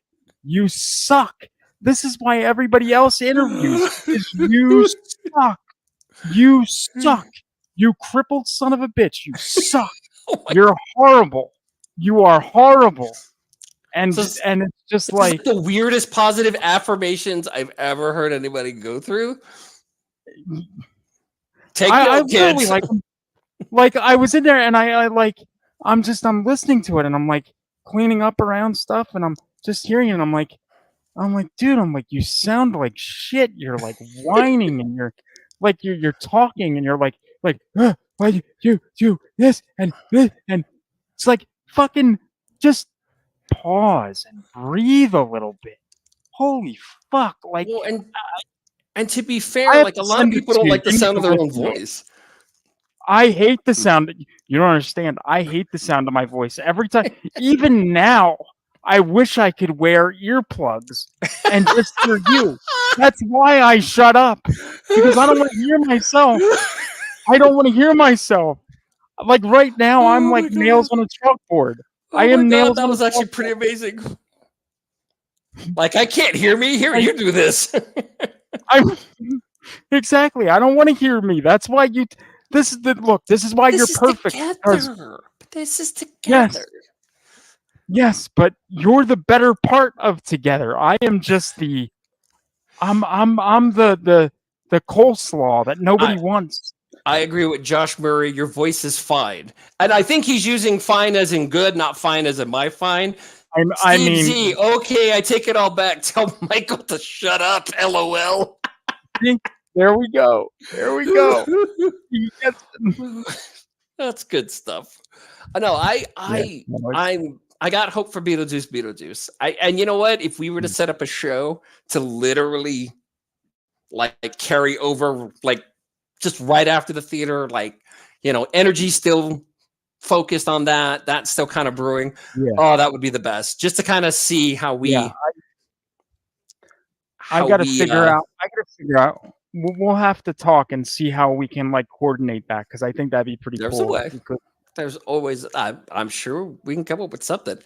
But real quick, on the what's the word? On focusing on fine. Yes. So Yeah. I'm gonna dig into a little bit of and 2024. I've already watched a ton of horror movies because it's what I do. That's that's what I do when I'm in my underwear and I'm like plotting to take over the world. Coke slaw. I would love some Coke slaw, Steve Z. You know what? They'd probably come up with that, and then it would be like weird, kind of like the hot Cheetos Mountain Dew. Yeah, I bought it. I tried it. Wait, that's really a thing? No, Yeah. it's not a thing. It Is it is. really? It is. God. Oh no. Yeah. And because it was just so out there, I had to know, of course, because consumerism. But I had to. I that's literally what it was. I needed to know, so I bought it. Mhm. And honestly, is it terrible? It is not. Is it different? Sure. Is it something they need to make and have all the time? No. It was a nice little, hey, that's cool. You did something here. It basically reminded me of like Mountain Dew infused with those old cinnamon candies, if they still make them, the Red Hots. No. Oh It no, wasn't no, horrible. no. I honestly got to say, it wasn't horrible. You know what was weird? A couple years ago, I bought it because I wanted to try it. And I felt like I was like cruising for a bruising on it. Like I didn't get a good vibe. Mountain Dew made a a gingerbread spice flavored Mountain Dew. And see, I like gingerbread. Oh, I do too. But two things. One, it tasted weird. And two, if anybody looks it up on Google, what the picture of it looked like, it was this white, weird, grayish color. It looked like fucking jizz. And I was like, no, you have the ability to make color stuff. Like, why did you make it look like fucking John Holmes was sitting in a bottle, and they're like, oh, here's it's a Mountain Dew. It's got protein. Check the ingredients. Like, it was just, it was bizarre. It was so fucking bizarre. And it was like one of those, you know what? Nice try. You did okay. And my son, he enjoys Mountain Dew. He loves that stuff. And it's weird to me because I had to kind of remind him something. So when I was growing up, when you were growing up, you know how many flavors of Mountain Dew we had? One. We had Mountain Dew flavored Mountain Dew. And crazy enough, they did the diet and the code red, and now there's like a ton of other flavors, and the regular one too. And now you have diet and zero sugar, so it's just more chemicals, which is fine because it's Mountain Dew. Like you're already you're already gone with the chemical thing. Like just keep doing that. But having said that, I was sitting there and I was looking at this thing, and I was just like, that gingerbread just so nasty. But I remember me and him talked about it, and he's like, yeah, he goes, I was like, I grew up on one flavor of Mountain Dew. One. It's all it ever was. Just one flavor. There it is. Oh, look at that stuff.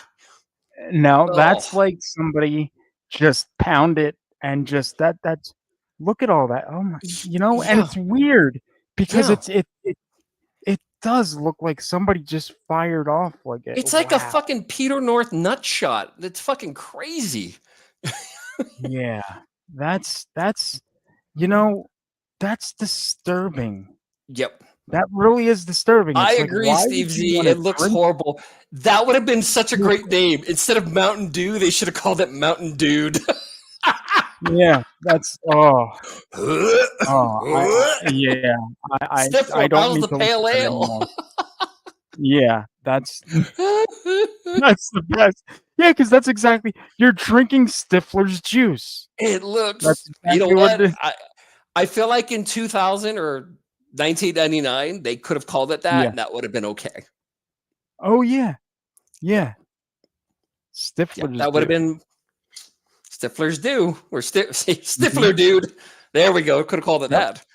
But yeah, that stuff was just bizarre. Like I tried, and I just flavor wise, it was okay, but just after a while, like that flavor, because some of this stuff, like the flavors are so punctuated where when you drink it, like that's all you can taste is just, a lot of it's just chemicals and sugar and just crap. So after a while, it kind of just beats up your palate. So even that alone, but then I'm looking at this stuff and I'm like, for some reason, I don't know why, I want to watch a bukkake video. I can't imagine why. Like, do we have any hentai? Honey, hentai! Hentai! you got some of that hentai? We'd like some of that hentai. We used to have chicken tie, but now we have hentai. That's good shit. I love it. So, I love it. On the subject of fucking fine, which is what that Mountain Dew, the gingerbread was. Yes.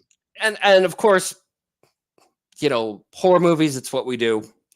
And it's also kind of weird, of course, to me, where I tend to laugh at more horror movies than I get freaked out by them. So far this year, the 2 horror movies that I've watched out of the many that I've watched, I've got one that's like AAA in my book because it does something that other movies have tried to do and pulls off extremely well. And I'll get into that in a minute. But first, of course, I'm going to start with the veggies before I get to the dessert. I'm going to go with the fucking fine. And so far this year, the shittiest horror movie I have seen. I actually had to look up on my phone to remember watching it because I think subconsciously I tried to cram it out of my head. The Strangers, Chapter 1. Holy fucking eye turd, Batman. I've heard nothing good about that movie. Nothing good. It is, oh my God. You ever watch a movie that pisses you off because of how bad it is and you get frustrated because you were like, you look at some things and you're like, okay, they knew the assignment, but they kind of fudged. So Steve Z, Sting, I want to see that. I've heard good things and I want to see Infested. I haven't seen it yet, but Infested is actually, the director is doing one of the next Evil Dead movies. And Infested actually got him that gig because it was screened for Sam Raimi and Bruce Campbell. And they practically on the spot was like, all right, go do some Deadite shit for us. And it's like, got it. Well, we know Bruce doesn't care anymore. So, Bruce cares from the ducats because it's still his name on it. So he, I mean, he cares enough to collect the paycheck, so he Of can course. build on his magnificent land in Oregon because he lives in Oregon. But The Strangers, chapter 1. Chapter 1 meaning we're supposed to get other chapters. Are you going to go see the other chapters, or are you Fuck just no, not even at gunpoint. And I've been in gunpoint in Iraq and Afghanistan. Fuck no. It's so Rennie Harlan. Rennie really Harlan, who doesn't have actually it. so Rennie Harlan actually got some of his street cred because he actually did a horror movie called Prison when he was coming up. Yep. Before he did Die Hard 2, and one of my personal favorites that some of you out there may remember. It is ridiculous. It is bonkers. It is stupid. It is hilarious. It is epic. It is The Adventures of Ford Fairlane with Andrew Dice Clay. Yes. I fucking love that dumbass movie. It is so wrong. They wouldn't dare make it today because people are too soft and squishy. But that movie, I fucking adore because I remember seeing it as a kid and I'm like, what the hell? And of course, it's got Gilbert Godfrey. It's got Wayne Newton. It's Robert Englund is this hitman that just never seems to die. Yeah. It's not, so that movie's not on streaming. I'm not sure as to why, but I love Ford Fairlane. I think it's freaking amazing. Yep. Sting, I definitely want to check out. And Infested. So Infested is actually on Amazon through AMC Plus. So I'm definitely going to check that out sooner than later. Sting looks fucking bananas, like my kind of bananas. Bananas. Spiders, though. Yeah, but I don't see. My problem is, spiders are not my thing. I love spiders. I think they're beautiful. They can be pretty fucking dangerous, but I think they're amazing creatures, and they scare the shit out of me. As well, they should, but they're also magnificent in their own way. And just remember, if like spiders and ants were able to like come together and like devour the human race, I guess it's predicted like we would all be dead in a year. So I don't doubt it. Yeah. There's your nightmare fuel, baby. Anyway, The Strangers, chapter 1, as in don't go see it. It's a unique experience unto itself because I love the first one with Liv Tyler, Scott Speedman. Absolutely enjoy just being kind of thrust into that and like just the manicness of it. Just insane. Second one I've seen once. It didn't really take. It just wasn't for me. I think I need to revisit it. But this one, you got yourself a horror movie trope. And if you don't have just the one, you got the two. Like some of this stuff is just so stupid. It's so played out. There's just like you're too busy laughing at these people. Like I know horror movie tropes exist for a reason and jump scares exist for a reason. But let's be clear. You don't have to rely on that shit to make your movie work. You shouldn't have to. One jump scare, great. One trope, sure. But to really just do that and nothing else outside of two scenes where it's like, okay, that was a little chilling. That was a little rough. That was, it's just so bland. So it's about this couple. Obviously, they go to the middle of nowhere, these strangers, and there's two scenes that are like worth it. And then the rest is like, been there, done that, been there, done that. Doesn't scratch the surface of anything new. They seem to make it seem like chapter 1, like the origin of the strangers, which they don't do any of that. I felt no reason to want to see 2 and 3. A lot of it is kind of horror movie sludge, just rehashed. We've seen it, we've done it. We got the t-shirt, we got the pop figures. There is a couple scenes, like I said, that are like, okay, they're fucking with you. And in a good way. And not really in a jump scare fashion. just so bland and played out. Like so much of it's just, yeah, okay. Yeah, okay. You don't get any investment in the characters, just there's very little there.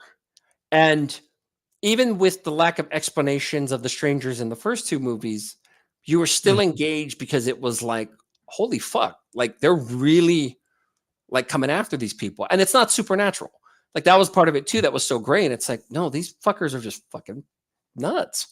Real quick. So Steve Z, did you guys like the movie Arachnophobia? I think I revisited it about a year ago and I like it well enough. I'm a Jeff Daniels fan, so anything he's in, I'm on board for. I actually saw that movie in the theater. I think that movie was a little weird because I think one, the tone was a little all over the place. It was actually directed by Frank Marshall, who did Congo. Talk about another movie that's all over the place. But one thing that was really big with that one is tone-wise, it's like, you know, you introduce John Goodman, who's goofy, but then you have egg sacs and people from spiders, like corpses and stuff. So it was very, like they were trying to make it like Jaws with spiders.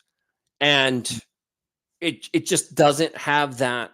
It just doesn't have that toil to it where you feel panicky. And it was so great. You would think about Jaws and it's like the entire time you're like, well, these people are on land.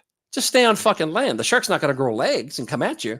Right. But seeing what it could do, the way it was done, you know, Spielberg just fucking fantastic. Made people fearful of this thing in such a way. And it's like, you're on land, like you're on a sidewalk. No sharks coming to get you, but still be terrified of this thing. And I think Arachnophobia was trying to shoot for that, which should have worked. It really didn't. I know they're supposed to be remaking it. I'm not sure how far along they are in that process.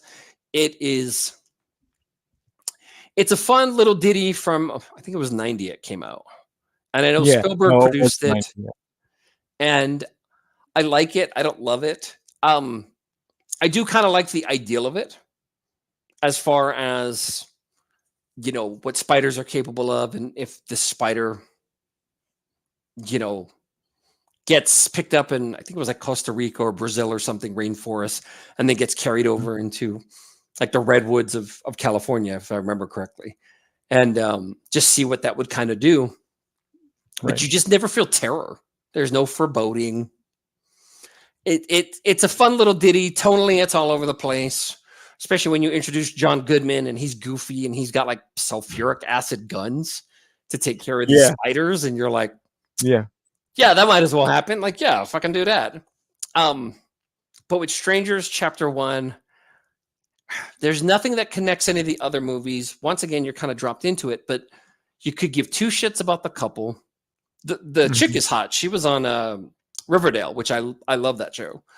The boyfriend is like, that guy's about exciting as like paint thinner. Like there's just nothing to this actor. Like he's just a pair of biceps. And it's like, and of course, I mean, don't get me wrong. A lot of these movies, once again, we go back to tropes. Smart people doing stupid shit. Holy fuck. Are these people dumb?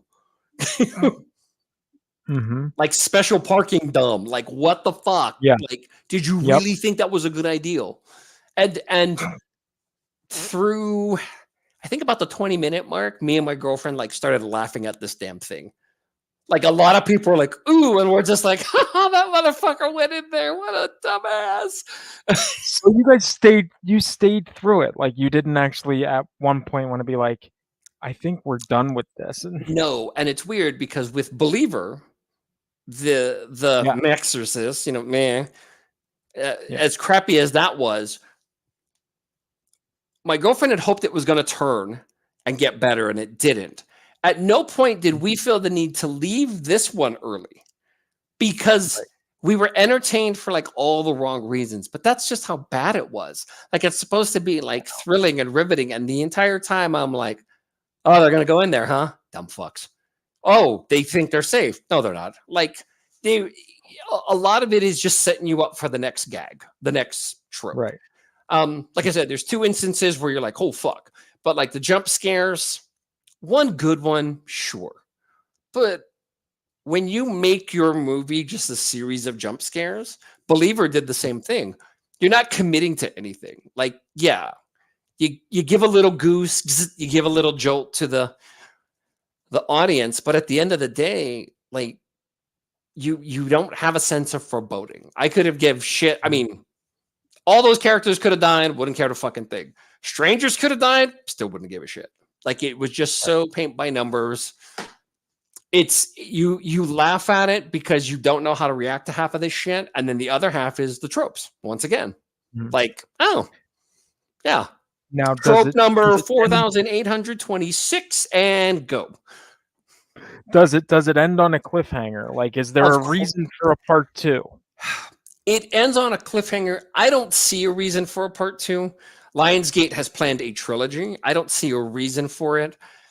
It wasn't made for much naturally, so it's already in the green as far as what it has made. So, oh well, then of course we're gonna see more. Whether or not we want to see more, that's just obviously a given. Well, are they all shot already?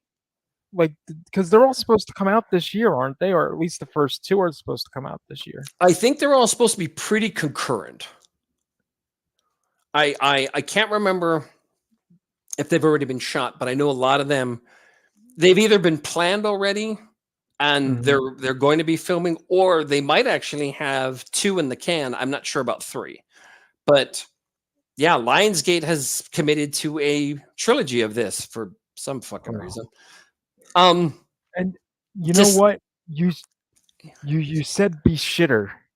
And I you know, and it's almost like based on what you said, I can't call it be shitter because it's still not as bad as that chapter shit of The Strangers. So yeah, but you mentioned Believer, and what do you think of Mike Flanagan taking the helm for Deceiver or whatever the hell they decide to call the next one? Well, I personally think let it die. Well, here's my issue with I guess this is the best way for me to put it. Here's my issue with him taking over. It's because it's not his. I mean, I know a lot of his works are adapted, but Mike Flanagan, as far as horror movies is concerned, he's probably the best guy today, you know, doing it. And that's why, you know, he signed on to do Dark Tower, which I hope he gets to sooner than later. But to kind of have him now connected, I mean, one, it screams, okay, let's rescue this thing because we've obviously fucked it up. But two, are they really going to give him the reins? Like, is he going to have final cut? And I think he should, because so there were 2 Ouija board movies. One that came out and it was like, I can't remember when it was. Was it 2015? 2016? I think there was one that came out and did pretty well. And that first movie was terrible. The second movie is like a prequel piece. And that was actually directed by Mike Flanagan. And he came in and kind of rescued that. And that movie is actually enjoyable. Yeah.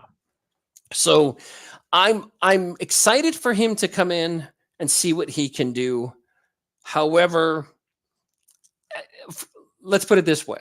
Because I know he's supposed to do Dark Tower, I would like him to get to that. Like, maybe Universal just needs to dig in and go, you know what?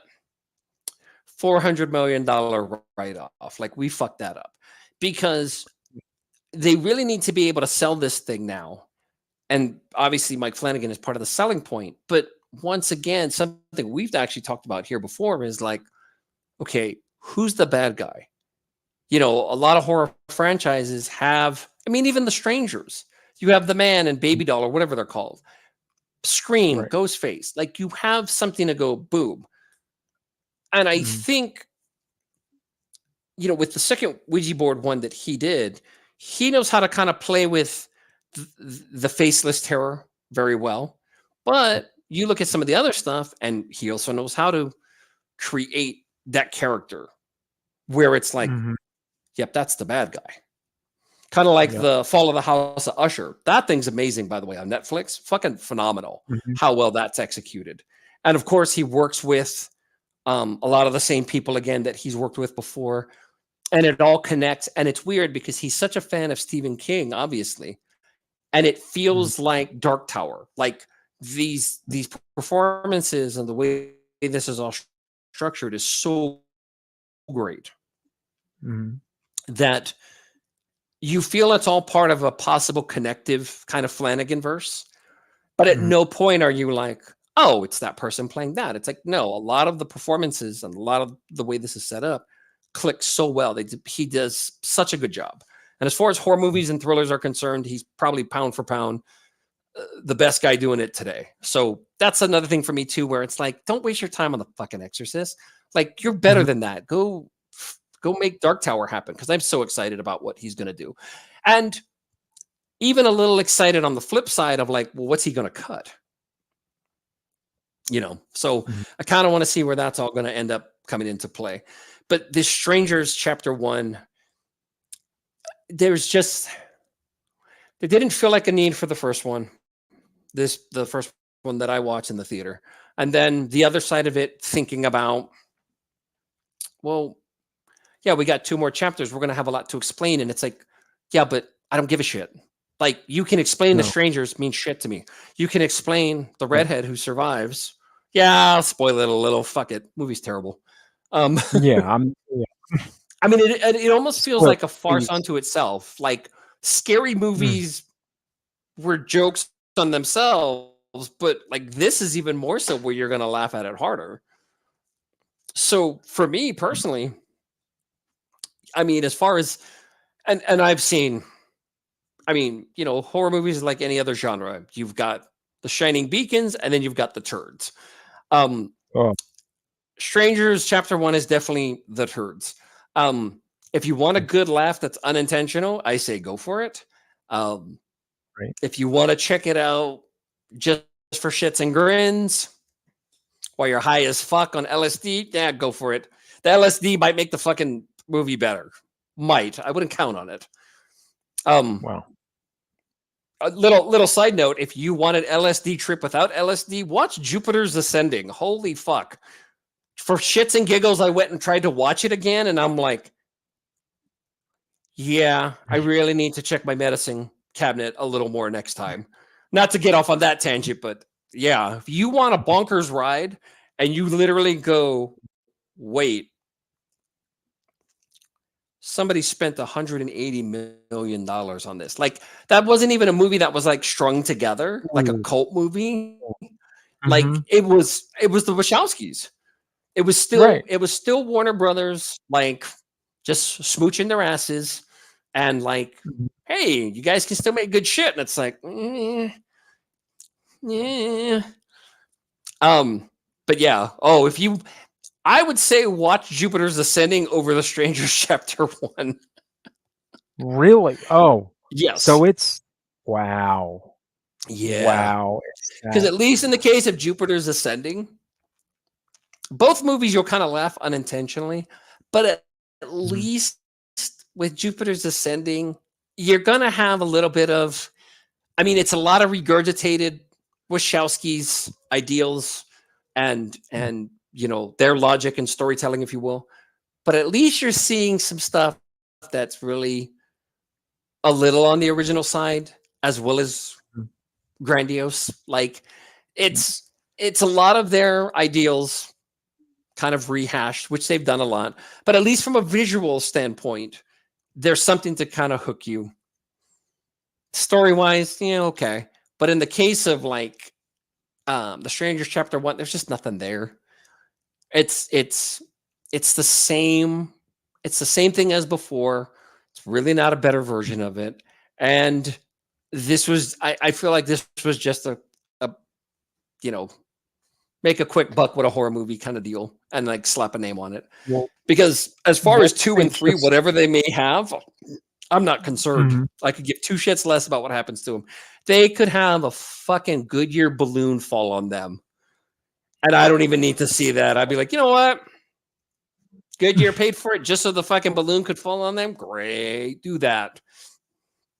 What I don't understand is the first one was made in 2008. It is 2024. That movie is not even 20 years old. In my mind, it doesn't even warrant a remake at this point. It's just a way to rehash something to get some dollars. Just make a third one. Just make a third one. I mean, you know what I mean? Like just do another one. Like, you know. Well, you I could don't- go. I mean, you could definitely go more anthology if you wanted to, because that's where Evil Dead's going to go based around the books. But the trippy part is this: Lionsgate, because I think Universal did the first two. Lionsgate is making a new trilogy, so this is their way to put a stamp on it and kind of rehash that IP, which once again, similar to like the first Exorcist, I didn't need to see more. I got it. I got it. It was right here the whole time. Here it is. Hey, got it. And that's not all bad, but it's always interesting when this stuff kind of comes back around and hey, they're gonna do this. Ah, great. Yeah, as far as like fucking fine, like, you know, a turd burrito,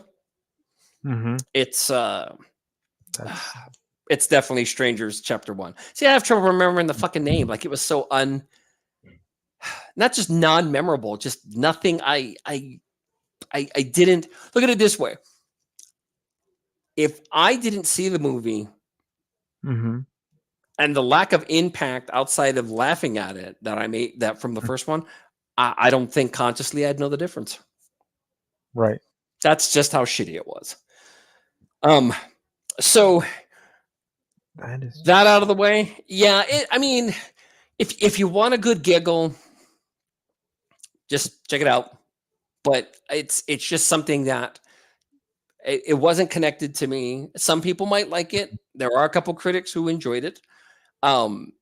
They felt that the ferocity of like the first one is kind of there because the first one is really good and fucked up, like really fucked up. But yeah, this one did no good for me. There was no justice from it. Like it was fine. There it is. It was fine. Well, yeah. Well, you know, fine, I think is being too generous. Yes. No. Yeah. From what you're saying, fine is too generous. Yeah, well, like most movies, though, it's like it's all subjective. Like I'm sure there's people who watched it and loved it, and then you have people like me, and not even being like hypercritical of it. Like I don't need to watch it another time to go, oh, well, I missed this symbolism and I missed that, and no, there's nothing to miss. If you've seen one horror movie, you've seen them all. The first one is still the best because the first one is fucking bonkers. There's a lot of wait, what just happened? And that was part of what was so great about the premise. Like, you know, two innocent people just there. And then these three killer fucks are just like, sucks to be you. So going from fine to a movie that I had heard about, I didn't know much about, and absolutely flabbergasted by not only how well it was pulled off, and you could tell it doesn't have a big budget, but when you have filmmakers who know their vision, know how to execute it, and a specific vision at that, not like The Strangers Chapter 1, like it's just rehash. This is very unique to the genre, super specific, well-crafted, and I wish more people would see it because it actually helps take a certain horror genre and really reinvigorates it. You know, the found film genre, if you will. And it's called Late Night with the Devil. Okay, now this fucking movie is awesome. Awesome. Now, that's another one I had wanted to see. Now, the thing is, I'm not huge on found footage for whatever reason. Like the original Blair Witch, eh. I actually like the newest Blair Witch more than I liked the original for whatever reason. We're actually supposed to get a remake. I guess Lionsgate's going back to that well as well. Yeah, I heard about that. Yeah, I can't wait to not see it. Yeah. Yeah, I'm avoiding that at all costs. But so I heard, I mean, I've heard mixed on this. I mean, I've heard mostly positive, Right. but I've heard some mixed. But I'm very curious to check it out because it seems like they get like the late night talk show vibe right.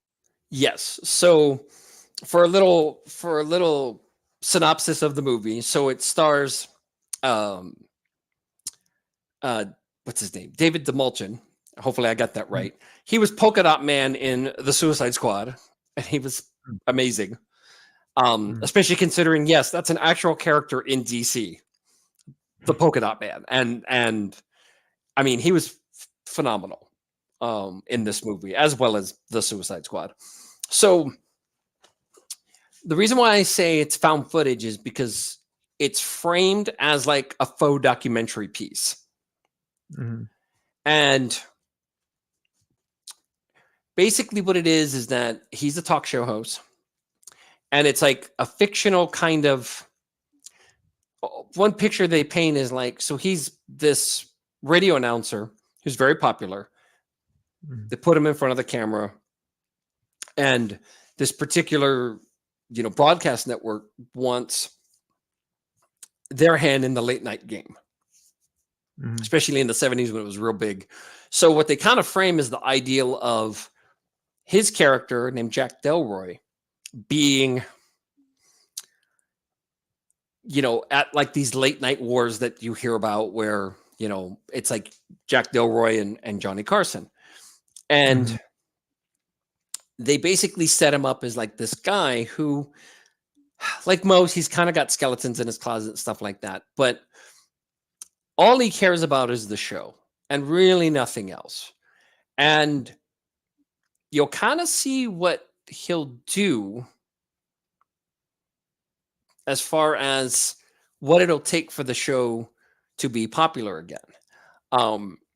His wife has passed, and basically it's done in this kind of format to frame it as, like I said, like kind of a faux documentary about him and about kind of what has happened to him. And it doesn't have any jump scares, which is great. You can tell it was made on a pretty small, moderate-ish budget. It was made in Australia, and it is very much a movie that it wasn't like, hey, let me cook this up so I'll have something to shoot. It was, hey, I got this crazy idea for a script, and somebody gave a lot of love and kind of passion to this. It's very well executed. It's got some super, super bonkers shit going on with it, which is, why we watch this stuff. But the key thing for me, and I could see why some people might not get it, or it might not click with them. And that's understandable because the framing is very, once again, like I said, it's that kind of faux documentary. So there are some times where it's a bit of a slow burn and you're waiting for something, but there's a lot of cues as far as the setup. So as long as you kind of look at that and kind of pick up on some of these things, you're going to see, oh, okay, there's that. Oh, okay. And then when you get into the end, you're like, the fuck? It is, at least for me, absolutely mesmerizing. I was very much into it. David DeMulchin, oh my God, that performance, because the whole thing with doing a late night show and kind of going head to head with Johnny Carson, when his character is very not just a blueprint, but it's meant to be almost kind of a joke play on Carson. Like you can kind of see why this guy never got ahead of Carson. Like it feels very second fiddle. And a lot of it is based around trying to compete with him and copy him at the same time. And you, like I said, you kind of see that as it goes along. And one of the big hitting points that you'll really see is that he will do anything to save the show and make it popular. And it's just well executed. As far as what one thing that I really loved was the fact that they kind of show a lot of behind the scenes stuff about what that type of culture with talk shows was like in the 70s. Like there's a part where a guest asked for a glass of water. And one of the PAs goes, "Water on this set?" And it was because everybody drank and smoked and did drugs and they were in show business and they played it all very fast and loose and very much had, that kind of stigma. And, you hear Ellen, Jimmy Fallon, like all these kind of backstage stories and all that, but it all kind of stems from this stuff. So you see a lot of that because once again, it's cut, this kind of faux documentary style, and it's just done very well, especially with and it's not that it looks cheap, but you can tell that it is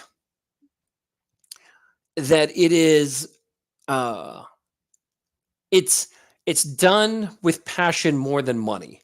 And I think that will always, because you have to give way to ingenuity. Like it's like, well, you can't buy this, so how do you pull this off? And you can see some ingenuity definitely at work here. Yeah, definitely. Comment here. Been hearing a lot of good things about Late Night. Definitely will have to check it out.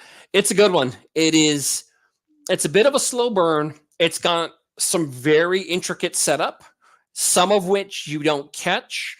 And then when the other shoe drops, you go, oh shit. It's well crafted, well done.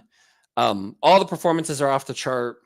Dave DeMolshin, I mean, that guy has done some great works already. And this is like one of those. And it's almost kind of a bummer because it's like, well, this is like a small horror movie. How many people are going to watch this and kind of give way to it? And it's like, I highly recommend it. And it's got some voiceover narration by Michael Ironside, which I didn't pick up until I read the credits at the end. And then I went back and listened. I'm like, oh, yeah, that's old Mikey Irons. There he is. Yeah. That'll, I mean, that's something because he's, he's getting up there himself in his, these days. He is. So. And I mean, don't get me wrong. I mean, once you get to a certain age, you start packing on pounds, but he big because he was in Nobody with Bob Odenkirk. And right. I mean, it was great seeing him. It was also great seeing freaking Christopher Lloyd with shotguns. That was fucking awesome. Marty, 12 gauge. Yeah. But just great, well done horror. Great setup, great execution.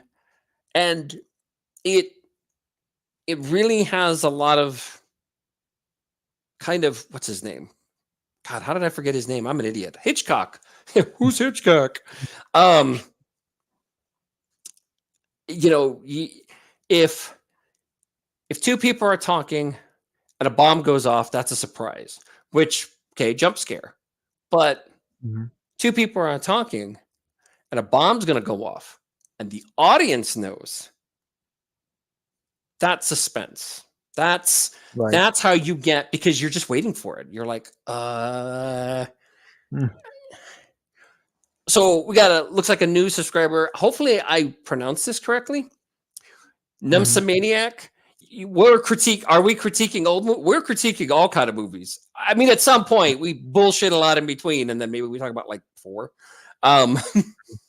Little here and there. We're a little scattered sometimes. But as far as like my favorite horror movie so far, and I did see Abigail from Did you? Radio No, Silence. I did. I was curious about that because it's a vampire thing, and I mean, vampires. Oh, of course. So it is.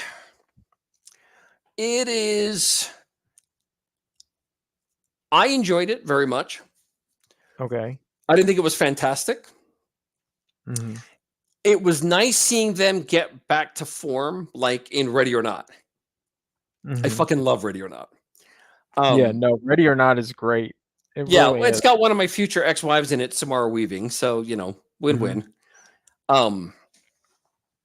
It is a case of, somebody being kidnapped. Actually, it's this little girl. And you can already tell from the trailers, she's a vampire child. And there's a couple of, so once again, execution kind of comes into play. And some of it's a little clumsy. Some of it's really good. Some of it's a little clumsy because of the people they get together as far as what's supposed to be this heist. And I say heist in italics for a reason. I'm not going to spoil it unless you want me to, but ultimately, as expected, not everything is as it seems. So, that's par for the course with these things. So, of course. Mm-hmm. Yeah. So, what is her name? Melissa Barrera's in it. She's actually better in this, in my opinion, than the two Scream movies. I wouldn't doubt that because Well, it's not stilted. It's not, she's the new Sydney. It's like, no, this is kind of its own thing. And that's a good thing, actually. So, there's a lot there that's done pretty well. Once you start getting into kind of the weeds and seeds, it is a little, like I said, it's a little clunky, a little clumsy, but it's because there is so much kind of put there and into play. Obviously not a bad thing, but a lot of it is very specific in that sense where it's like, okay, well, now we have to know about this. And of course, now we have to know about this, which is fine. A lot of that actually ends up working out pretty well. But doesn't really translate. Like I said, there's some clunky parts because there's a part where it gets kind of slow. And you could tell there's filling in the blanks and then there's filler. And this is a little bit of both.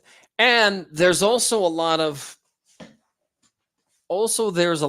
similarities once you get past kind of a couple of the big twists that really in some ways, and this isn't necessarily a bad thing, but in some ways you feel like there were parts on like the old script for Ready or Not and they like erased the name and changed it. Like a lot of that framing is very much intact.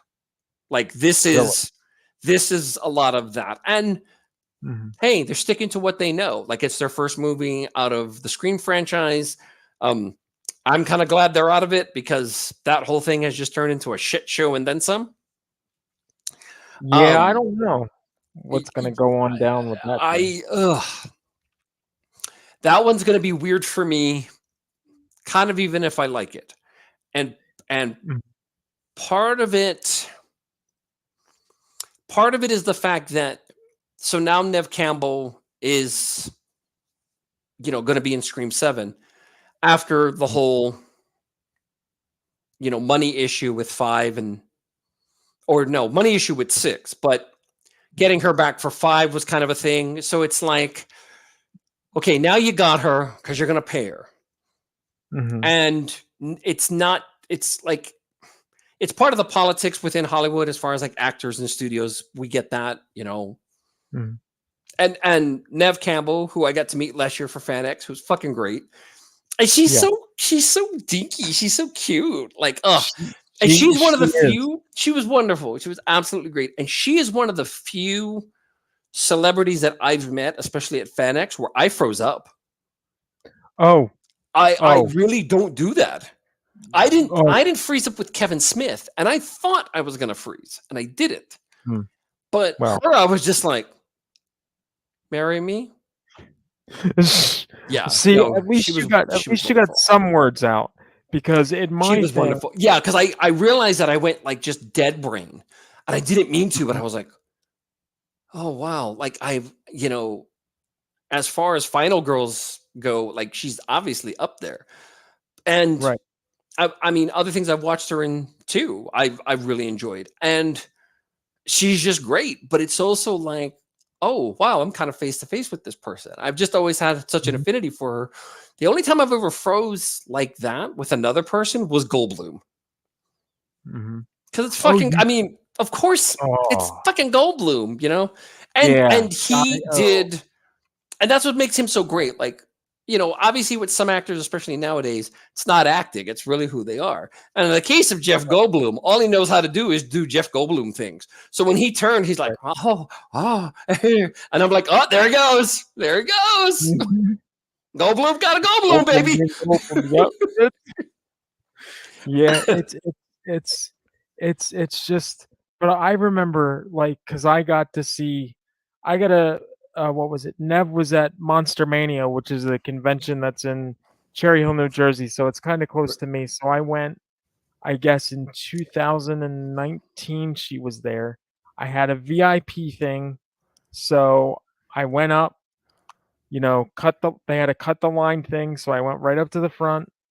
It was like an assembly line thing, and I'm sure you actually work FanX, so hopefully I would hope that you get the perk of not having to wait in like insane lines, but oh, I've had to wait.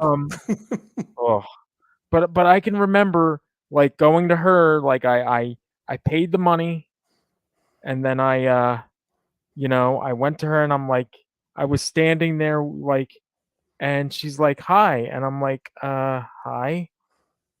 And then she's like, I gave her the picture to sign, and she signs it. She's like, would you like a quote? And I'm like, that's awesome. I said, you write what you think so then she just scribbles, write what's your favorite scary, right. So then she's like, what's your favorite scary movie? And then she signs it, Nev Campbell, Sydney. Yes. That's awesome. And then I go to get the picture with her. So we're just like standing there, and it's in my profile pictures on Facebook. And it's like she's smiling, and I just have this look on my face like I don't know what. Yep. And then, she goes away, and I walk away, and I'm like, you dumbass. You love this person. How could you not say anything? Agreed. Like, really? That was me. And it was weird because another one that was super great, and I love telling people about my interaction with her because she was so great, was Shannon Elizabeth. They actually dropped her name. Like they announced she was going to be here, like I think it was 3 or 4 days. Right. Before FanX. So she was kind of tacked on, or at least the announcement was. So for me, I was like, okay, great. Like I'm excited. I've 13 Ghosts, even as kind of overdone as that movie is, that's a good time. And of course, American Pie and Scary Movie, and of course, she's an absolute Betty. So I go up there, and there's no one in her line, and she's like mixing this tea and like listening to like Depeche Mode. And I go up there, and she's like, hi. And people who just happen to walk by and see her, she waved, and she was very cordial even with them. And then I have a mask that actually lights up. It has LED lights in it. And this is when they were having people wear masks. And she was like, oh my God. She goes, that mask is amazing.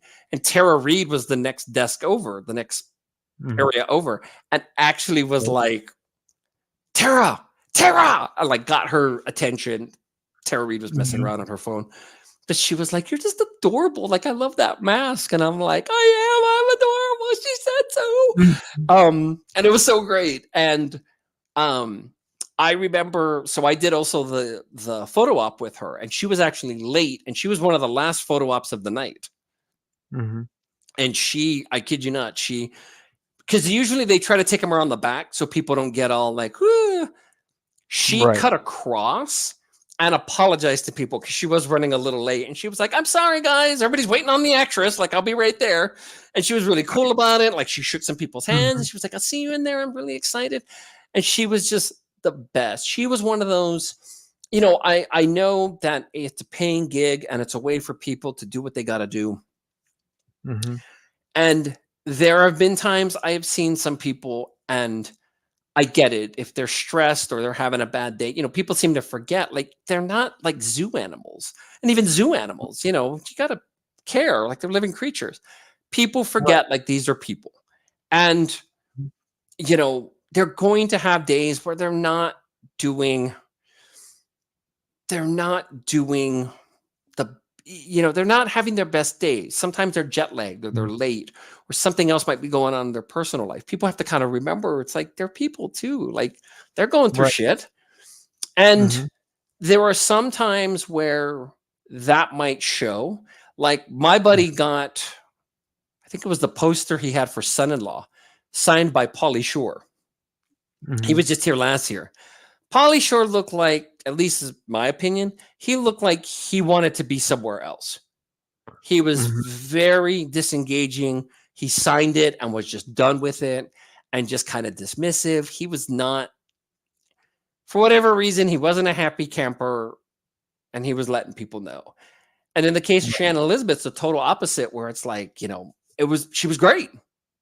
She was just wonderful, just 100%, just there. Like, she was engaged. She was engaged to the crowd and everybody. And a lot of it was just so wonderful. And sometimes they're just not having their best day. I remember Skeet Ulrich, he actually, not this year, but the previous year, he was supposed to be out there all 3 days. And he actually ended up getting there Saturday, and he got there super duper late. And he was jet lagged. I guess he had been working. He got delayed, finally made it to Salt Lake City. I think it was like butt crack of dawn on Saturday. Oh, that man, either he just knows how to roll with it, which would be great, or he knows how to put on a brave face, which is also wonderful. Everybody said he was fantastic, and he was tired, and he was chugging coffee, but you know what? He was there. And it's always tricky with guests, where it's very much, you don't want to be that person where it's like, oh, well, they just seem like an asshole. And it's like, they're going to have bad days. Like, just, it's not necessarily meant to be personal, but sometimes it's just not their best day. And they're doing something they're committing to, they're doing their best. You just got to kind of take it on the chin. Because obviously, people talk, like social media, and they're like, oh, well, it wasn't the best experience. And it's like, yeah, I mean, I still obviously give Pauly Shore shit on it, but who knows what could have been going on with him. So you kind of just got to roll with it. You got to be grateful. I know Evil Dead Fest, when I went, people were like, oh, well, Bruce usually hugged and he does this and all that. And it was my first time finally meeting the man. You know what? Hug, no hug. He gave me a fist bump. I was grateful. I was like, thank you. Like, I mean, I don't even have words. Like, I was like, I've tried to meet you for years. I'm like, here we are. And he's like, thanks. And he was really sweet. It was a brief interaction, of course. Gave me a fist bump, and then we took our picture, and that was it. I was like, yeah, I got to, you got to roll with it and just kind of take the experience for what it is. I know part of the issue, and I understand 100%, is that, there used to be a time you'd go to a con, and this con would be maybe 10, 15 bucks. Now, granted, this is like 30, 35 years ago, but these people would come to the con and you could sit and talk to them and hang out with them for years. Well, not years, but hours. But they did that for so many years. And that's how I met Scotty, James Dolan. Like, he just sat there and he talked the whole time, signed autographs, took pictures, not on phones. You actually had to get the, the old school.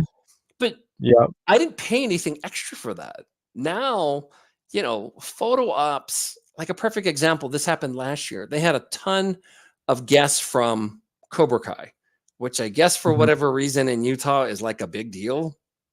Fucking Really? great. Like, whatever. Okay. I did like the first 2 seasons. I haven't watched the rest of it.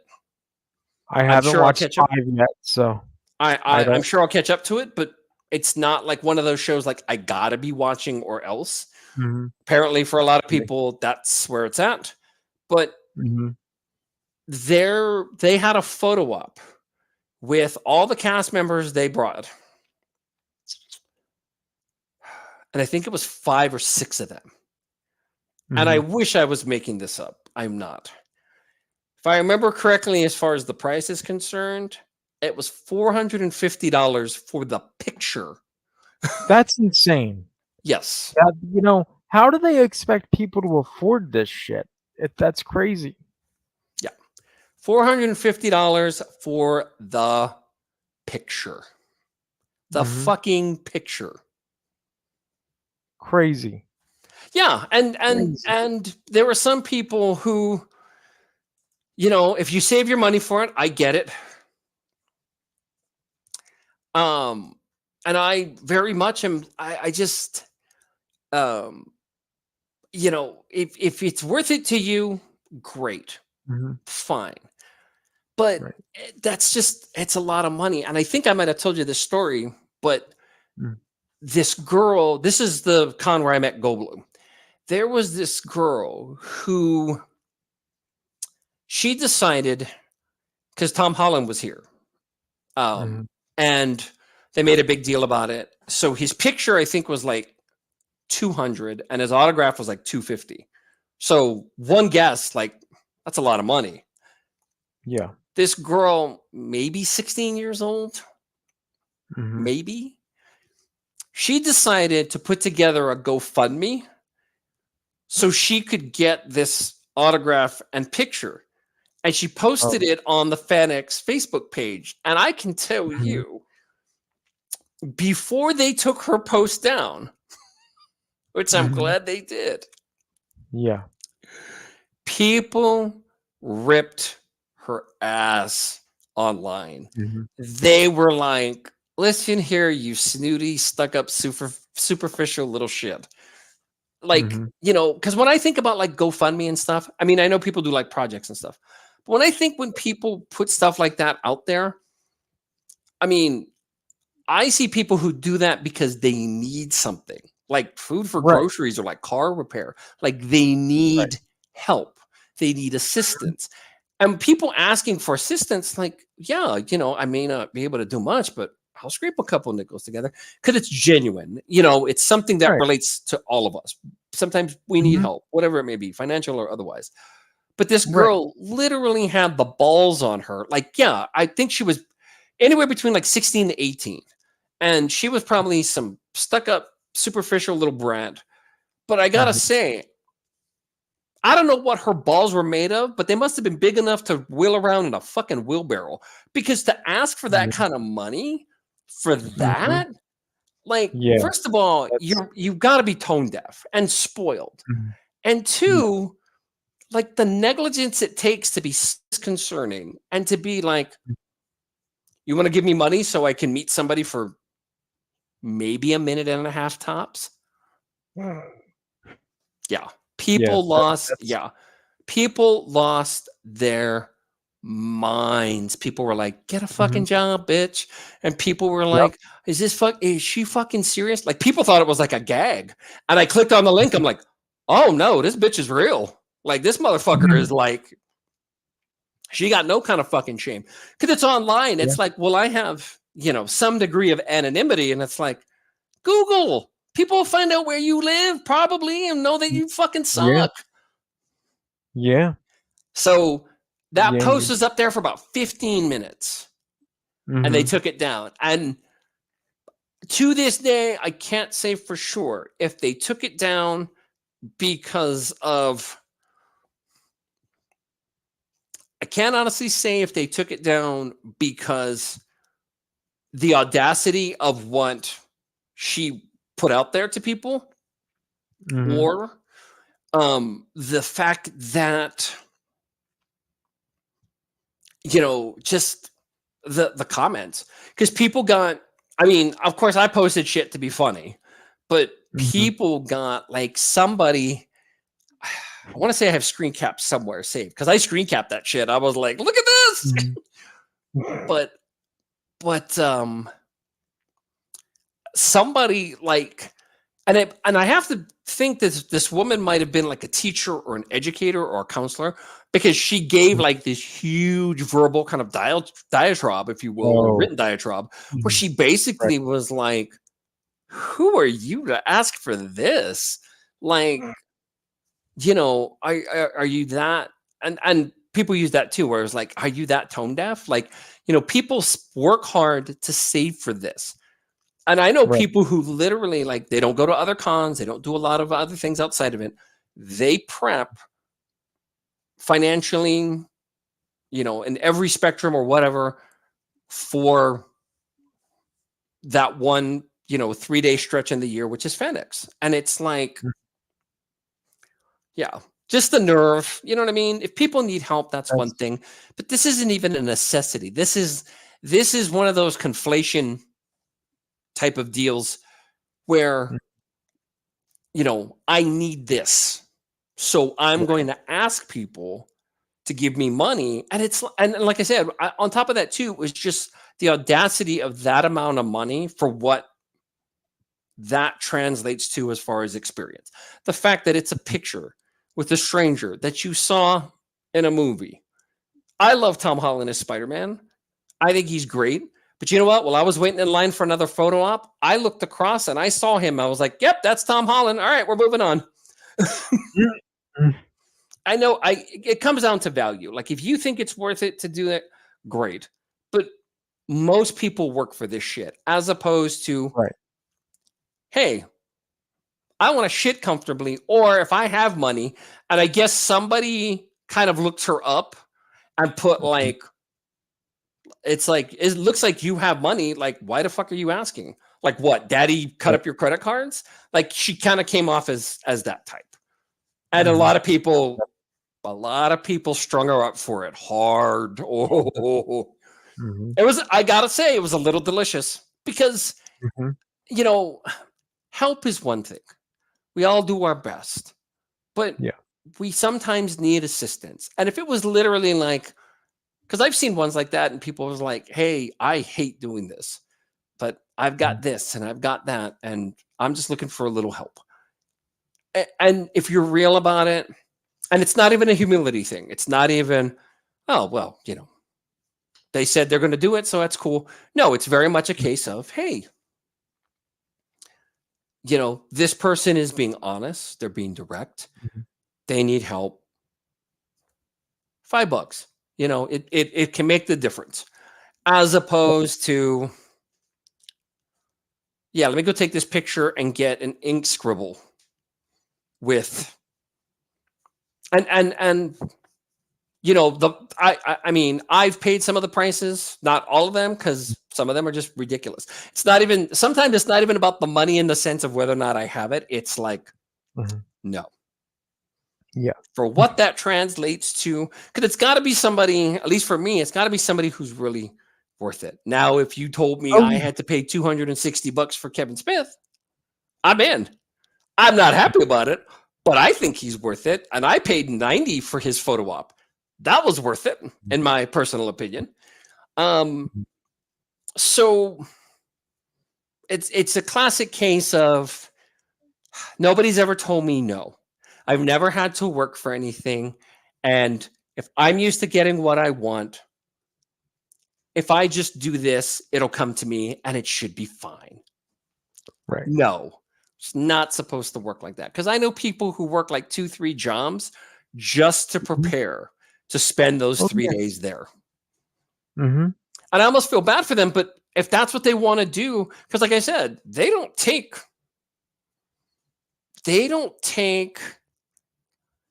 how do I put it? They don't do anything else. Like some of them, like even just to hang out, hey, you want to go grab a bite? No, I'm saving for FanX.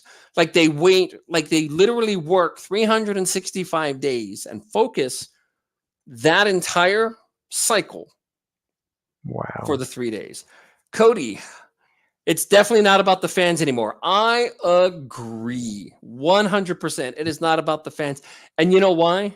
Because it doesn't have to be, especially now. And it's very unique for me because when I was growing up in Hawaii, they had a couple here and there, but they were small. They were very focused and intricate. And that was kind of part of the fun.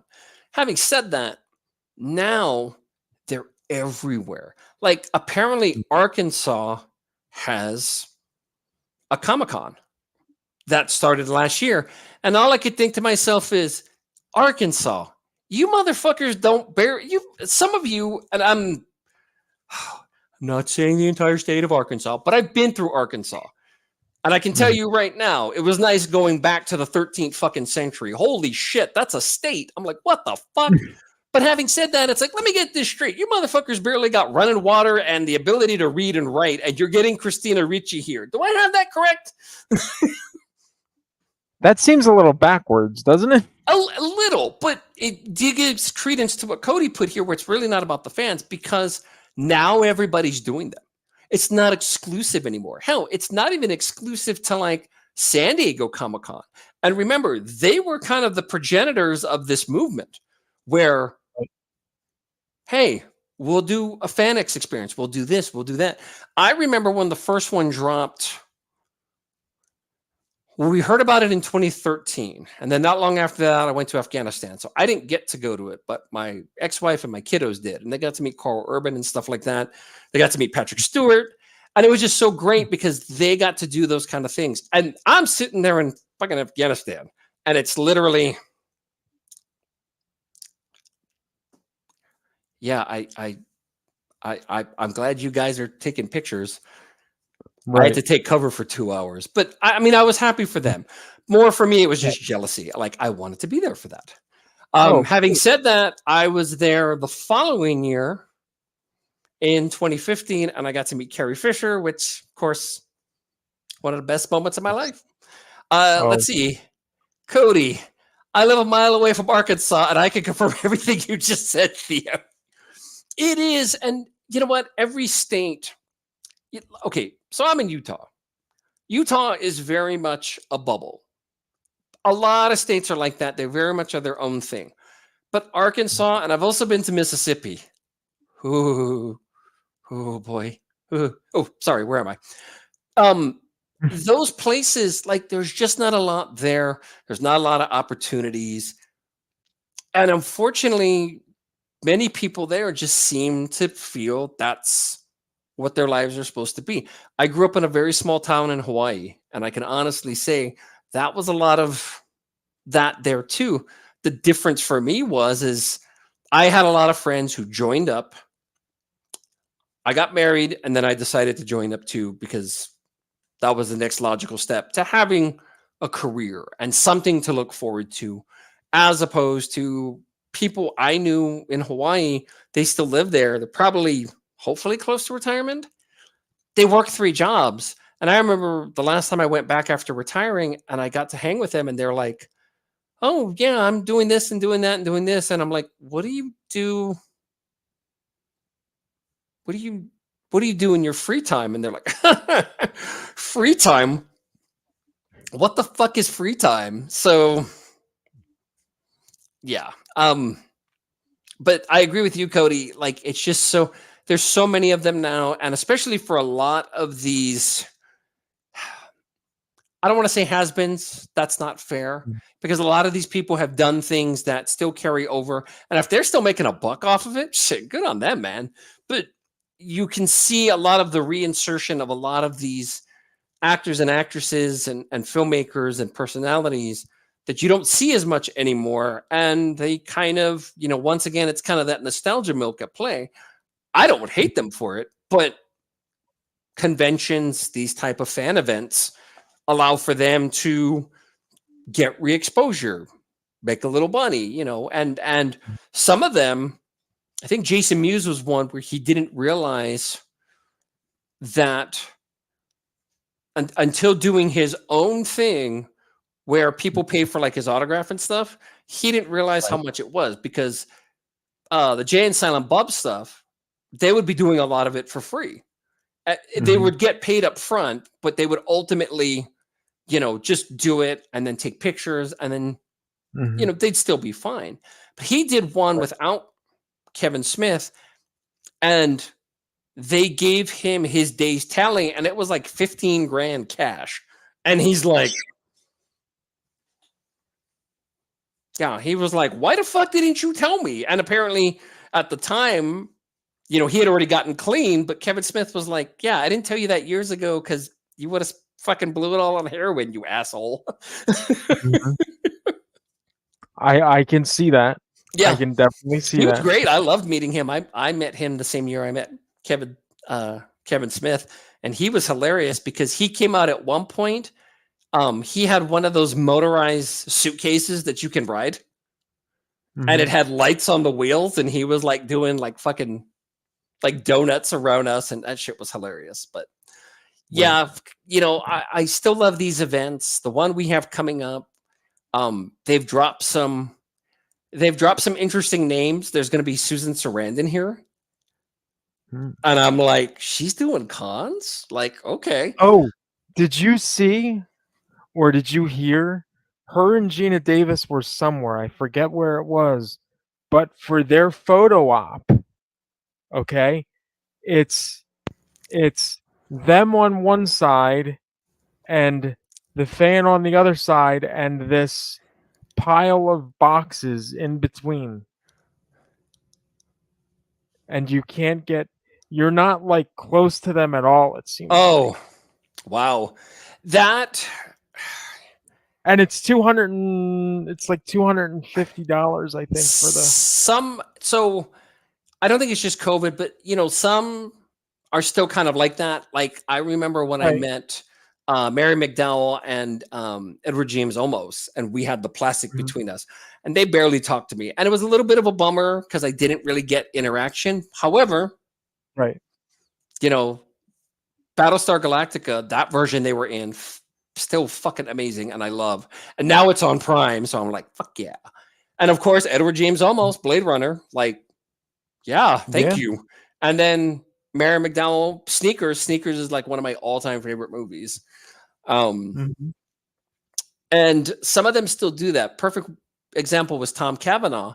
He wasn't doing hugs or anything close, but there was no plastic. Cody, they can't consort with the commoners. Right. You know what? Some of them might feel that way. I mean, would that be really such a surprise where some of them may be like, go away, you. And you know what? Some people, they might be germaphobes. They might be like, I guess Charlie Hunnam for a while was a germaphobe, and he's been here twice, and he hugs everybody. My girlfriend never stops talking about it. And it's just however they do. But back to Tom Cavanaugh, I remember my girlfriend was like, what? Like, we're waiting this long and we can't. And for me, it was a big deal, not just because he was in The Flash, but he's the first and only cast member I've met so far from my favorite comedy of all time, which is Scrubs. So it was like, I'm meeting him.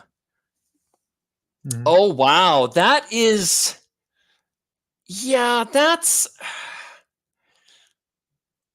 a little much. I mean, look, I'm fine if people want to be distant, but the thing is, if you want to do that, then don't do the photo. Like, just don't do it. Yeah, and I've done a couple with the plastic, like the sheet, like Zachary Quinto, but he was really sweet. Like people who engage are wonderful. The ones that are kind of just there, it's a little bit of a bummer for me. And I would love to meet those two because I love multiple movies they've been in. But for what the guy probably paid. So Bruce Campbell, when I met him for Evil Dead Fest, had something similar, but he at least like did a fist bump. Like you had to keep. It wasn't so much keeping distance. It was just don't hug and grope the guy. Like just be cool. So Tom Cavanaugh, he had no plastic, but he didn't shake hands or anything like that. But everybody he met He was absolutely engaging. He introduced himself as Tom very cordially and was just, hey, thank you so much and whatever. And, just very kind, absolutely outgoing, so wonderful. And for me, it was such a big deal because he was Dan on Scrubs. He was JD's brother. And I was like, thank you so much. And I got close, not touched him, but I got close and I go, hey, little brother. And he does the line. He goes, hey, little brother. I was like, yes, he said the thing. So That's awesome. that was one of my best experiences of not like shaking hands or hugging or whatever, but just absolutely kind. And everybody he just thanked. He was so grateful. And I told him, I said, I loved you in The Flash. I've loved you in other things. I said, but you're Dan. You're the guy who brings cake. Like, you're Dan. Yeah, the con scene is kind of tricky now because now everybody has one. Every state has one. And not just states, but like they've become their own business entities. Fan Xers is a perfect example of that because now they're actually connected to two other. I wouldn't say they got sold or bought, but I know they had financial issues because of a lawsuit, and that was something that one of the guys who started it fucked up. That's what you get for using. That's what you get for using San Diego Comic-Con to promote Salt Lake City Comic-Con, and they're not connected. So now they actually have a couple of other cons connected to them, which is wonderful because it keeps the money flowing. But now, and we can already see it, Ace Comic-Con, Emerald City, these things are going to get too big. They're already there. Like, considering the amount of money people shell out for stuff, like beers here for that, for FanX. And remember, it's Utah. Very few and far between as far as what one would call good beer. But having said that, shit you not, it is literally, what was it? Last time we went, I think it was like $15 a beer. Holy shit. And we're talking about and how big was Ultra? We're talking about, well, it's similar to a tall boy, but one, it's a can, and two, Michelob Ultra, Modelo, Bud. Like, we're talking about all the basics. We're not even talking about like boutique beers. We're not talking about like craft beers. Yeah. Oh. Nick Johnson, you guys are fucking great. You're great too, Nick. I thank you so much. Cody wants you. You've told me before, but your Kevin Smith experience. Oh. Yes. Cody asking, you shall receive. Now, I told you, I loved Kevin Smith. I really did. He was my like person. Yes. I wanted to, like, after I saw Clerks for the first time, I was like, you know what? I'm like, he made a movie. I'm like, and if he can make a movie, I'm like, damn it, I can do this too. And I'm gonna do this. And that was my thing. So for my 40th birthday, my brother got me tickets to VIP tickets for the Reboot Roadshow.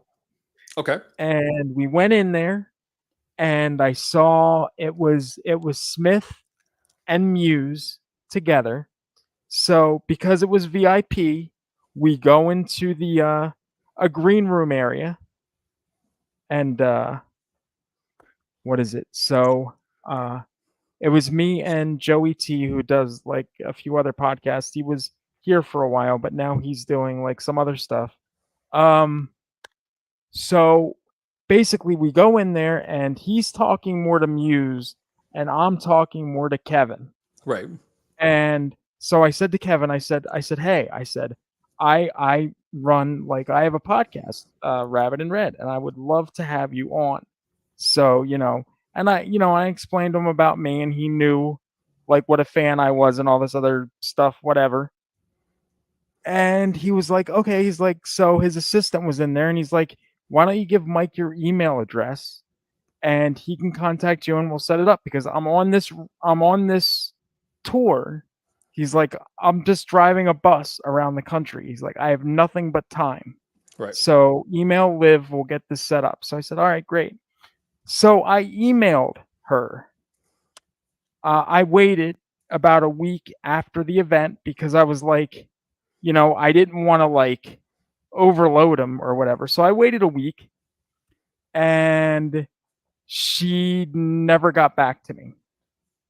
And then I waited like maybe another month or so. Right. Still got nothing. And I was like, this just really kind of sucks because here's this guy who I literally spent 10 minutes with him. Now, I know that that's not like an insane amount of time, but we were talking for like a solid 10 minutes about a lot of things. I crammed a lot into that 10 minutes. And it's like you would think that I would have made some sort of an impression for him to be like, hey, but I guess not. And it's just, I never, and then my brother ended up, I think I sent you the box with that stuff from the 25th anniversary of Secret Stash. Hell yes. And thank you. That stuff's awesome. Because my brother got me tickets to that. But this was after the whole Kevin Smith thing. And I was like, I really just don't want to go because I think and I mean, I know it's probably weird or petty or whatever, but it bothered me that he never, connected or whatever. So, so I had called the Secret Stash because I wanted to like unload the tickets. And he's like, and I explained to him the whole thing about Kevin. And he's like, look, that's not the Kevin that I know. Right. He said, so let me try to call, Kevin, and I'll talk to Kevin and I'm going to make this right. Never heard from him either. Dang. So I was like, okay. What's your version of making this right? Yeah, so I ended up just eating the tickets. I actually paid my brother back for the tickets because I felt bad that he spent, I think it was like $500 for tickets to the 25th anniversary. And I actually paid him, I think like $350 of that 500. And like at one point he's just like, don't worry about the rest of it. But because I just felt bad. I didn't want to have to, worry about him like eating the money for those tickets because I wasn't going to go. Right. So, that was the end of that. But it's like ever since then, it's like I still watch Kevin Smith movies. I still love Clerks. I'll still watch it, but it's weird. It's not the same. Because it really isn't the same. Like Clerks 3. I love Clerks 3. I thought Clerks 3 was decent, but I watch it now still, but it doesn't hit the same. And even like Clerks and Clerks 2 and Chasing Amy and all that, like they don't hit the same as they did when they first came out. So I would love, like, if there was some way, because, maybe it's like you were saying, sometimes they have an off day. But like I said, I was in that green room with him. Joey was talking to Jay, like I said, for the most, because they both have kids. So they were talking about that. Right. And I was just with Kevin. For 10 minutes, I was with Kevin. And lucky. I mean, if he was having a bad day, it didn't, like, you know what I mean? It didn't show. Like, no, not at all. Not at all. And that's why I was just like, I don't get it. Right. But my little crippled heart was broken that day because my idol was like just not there. Yeah. And no, I get that. That stings hard. It sucks. And that's because like I literally, like, I loved that guy. Like he was like everything. Like I have another friend who I went to they got me tickets, and we went to go see like an Evening with Kevin Smith thing, Right. and that this was like in 2011, and he ended up, after that was over, he brought Jay out, and they did a Jay and Silent Bob Get Old, like Oh, right there afterward, and that was fucking amazing, you know. And we were thinking that night, like after the show, we were trying to like hang around to see if maybe we could get, you know, backstage or something, because he wanted to like let Kevin Smith like know about me. That was the whole thing, and it just that right. it didn't work out then either. But that was before. But I definitely thought with the Reboot Roadshow and getting that VIP, because I think for 2 VIP tickets for that Reboot Roadshow, from what I think it was like 1,500 for 2 VIP tickets, and I was like, for fucking $1,500, and you saying all that shit that you said to me, and you're like, I'm gonna be just touring the movie around the country. I've got nothing but time. So we can make this happen. You're telling, and look, I wouldn't have expected him to give me an hour. I've had I've had celebrities that were probably bigger than him in the horror realm on Right. Rabbit and Red since 2010, and they've given me like close to an hour of time of just like talking back and forth on the phone. Right. And it's like, and he couldn't even give me like a 15-minute spot. Yeah. That sucks. I mean, I don't think that's too much to ask, you know? No, not at all. And it's, you know, when you have an opportunity like that, of course you go for it, and Mhm. it just sucks that it didn't, you know, translate to the way you wanted. And I mean, especially when it is somewhat of an idol, like somebody you really Mhm. look up to and you really feel, you know, connected to. And, Mhm. you know, I think And I I told know you you about, feel that with, oh yeah, you feel that with him. I could tell that because you know, from what you've said. oh, that experience, and I almost hate talking about it. I think I've talked about it before. I'm pretty sure I have, but I Mhm. almost hate mentioning it again because of your experience, where mine was, because I remember, like, so originally it was supposed to be me and my girlfriend and then the two of them in like a group picture. Mhm. And I remember after Thursday night, we came home, got dinner, got Chinese food. That's just wonderful to throw in there because it's fucking Chinese food. It's amazing. Right. But Oh, yeah. but she's on her phone and she goes,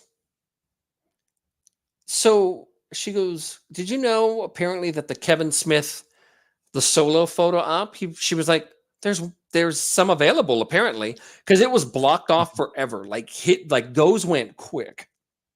Mhm. And she was like, yeah, apparently they have more, they opened them up or something. And I'm like, oh. And yeah, sure enough, it was crazy to think about, because it was like, because once again, it was another case of, okay, so is this going to happen or what? And I was just happy with the group photo. But she Mhm. went and ordered it on her phone for me and got it. And I went, holy shit, I'm going to fucking meet Kevin Smith. Like I Mhm. couldn't even conceptually bend my head around that. Like I was like, you know, it was like, you know, pinch me. This can't be. Mhm. It was just kind of a weird feeling. So in the back of my mind, I'm like, wow, this might actually happen. Like, no, it can't be. Like it just felt surreal. So we go the next day, we had our photo ops and whatever, and then, you know, I went alone, and I'm sitting there the whole time because I was already like freaking out about it. She was like, it's gonna be great, it's gonna be fine. You know, that you talk about people's work that's kind of like a passenger in your life. Like they've got you Mhm. through so much. Kevin Smith is at the top of that list. That man got me through war and like breakups and like just so much, to where, you know, it's almost a little bit of our fault as fans, because it's like it's almost grandizing. Like we put them on a pedestal, Yeah. and once again, like I said, you know, we meet these people, but they're people. You know, Mhm. they make mistakes. You know, Mhm. They write bounce checks. If people still write checks, you know, they get the runs. Like they're people, but they've meant so much to us because they've connected to us in a way that just resonates and just carries over in our years. So I'm sitting there and I'm waiting, and the whole time I'm like freaking out. Like I'm freaking myself out. I'm like, oh fuck, I hope I don't do anything stupid. Oh, do I have to fart? I don't want to fucking fart next to Kevin Smith. Maybe I'll try to squeeze this fucking thing in. No, I can't because I had kimchi, and yeah, kimchi. I might as well just like start fucking lighting the walls on fire. Like this is just wrong. Like, like I'm in my own head as always, but even more so just because of what this man's works means to me. So it's a lot for me to kind of digest. Having said that, I'm sitting there and I finally see him and I'm just like, and there he is. Like it felt, it's so weird. It's like, it feels like crossing a chasm over time and actions to like meet these people. And then it all kind of comes together and they're there. Like after all this time, that moment happened. It exists. Right. And I'm just like, and one of the assistants is like, because I'm already sitting there welling up. And I can feel it. And I'm like, oh, fuck. I'm going to grandma funeral cry. Like, I'm going to have runny mascara. I'm going to, it's going to be a lot. Yep. Having said that, she's like, it's going to be okay. And I'm like, it already is. Like, he's there. Like, I don't have anything else for that. Like, he's right there. So the other people leave. And I'm like, okay. You can do this. Don't make an ass out of yourself.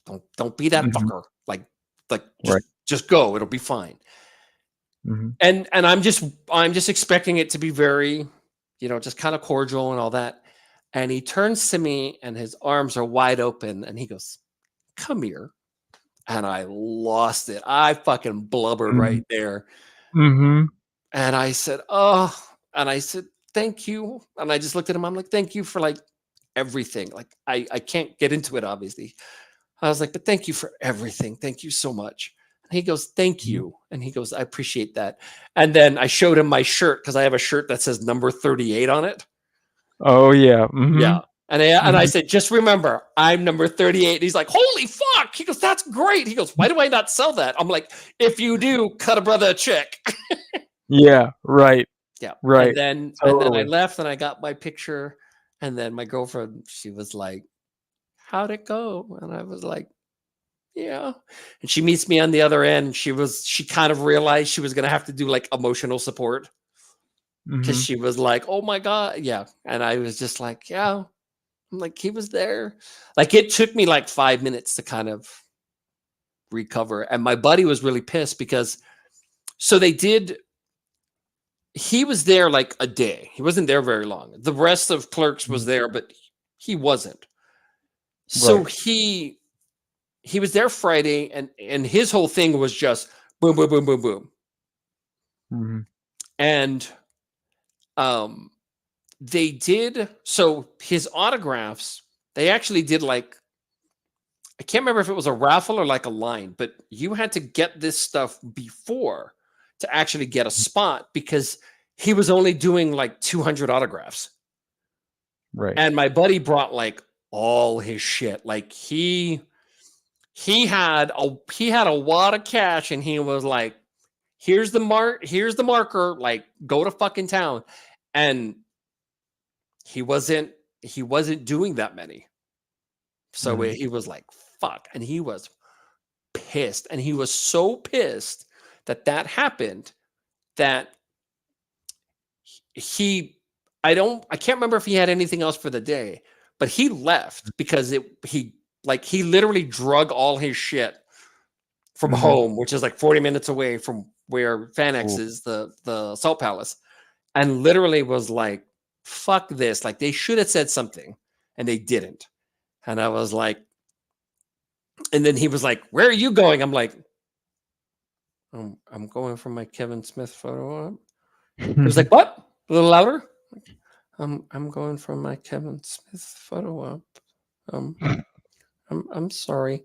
Like, you can't help but to feel bad. Like, even in your case, like, I know that, experiences can be kind of singular, but like, I know what he means to you about as much as you know what he means to me. And my experience was just sublime. Like, I couldn't have hoped for it to be any better than it was, because that's all I needed. Like, just a hug. And like I said, like, I mean, I didn't have that kind of time, but I could have spent hours Oh, dissecting, definitely. like, trying to dissect emotions that have culminated over decades about what this man's work has meant to me, and like how much he made such an impression where he got me through some very hard times. I mean, I hate to kind of almost say it this way, but like, kind of saved my life in some cases, where it was like, God, if it wasn't for you making those dick and fucking fart jokes, I don't know what would have happened. So, No, but I can totally get it. but that's absolutely accurate. Like, what that man has meant to me, his works has meant to me. The first time I actually saw him was actually at Wise Guys. He did a QA, January of 2017. Is it 2017? 27, yeah. And after that, like, just a week after that, I got dumped pretty hard. It was fucking horrendous.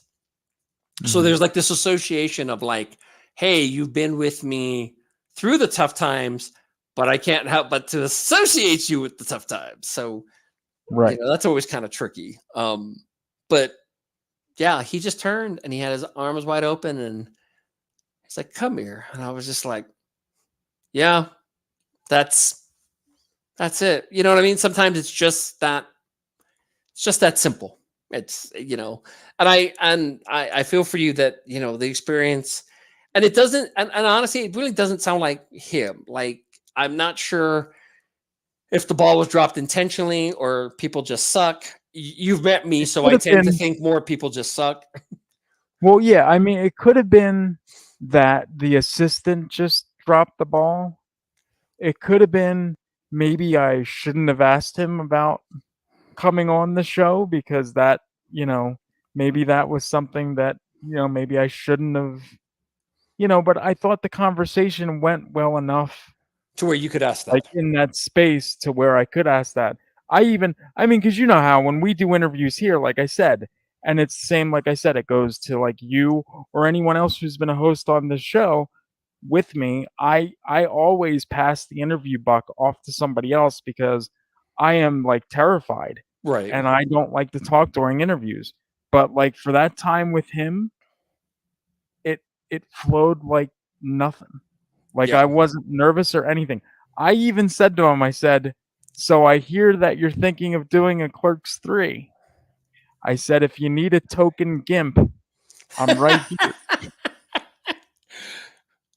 Oh, that's awesome and hilarious in its own right.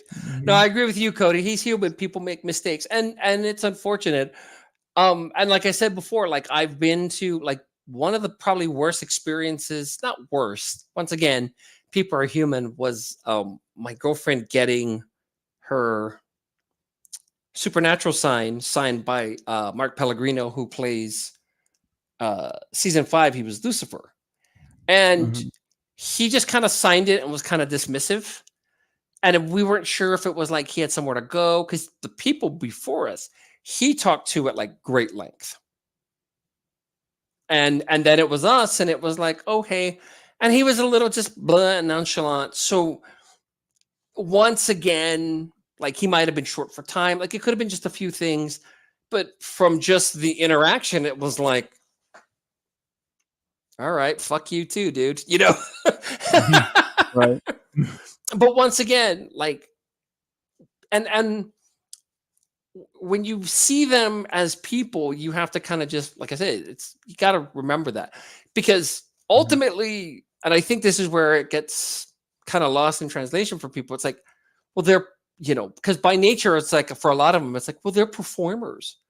They got to perform for us. And it's like, okay, you can have that thinking, but it's not exactly accurate.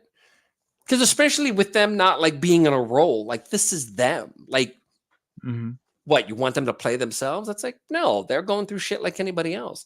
And they make commitments for this stuff and then they don't make it. So it's kind of, things get in the way, things happen. Like last year, Jonathan Frakes was announced and I was like, Frakes, baby, like, let's fucking do this. I've been wanting to meet that man forever.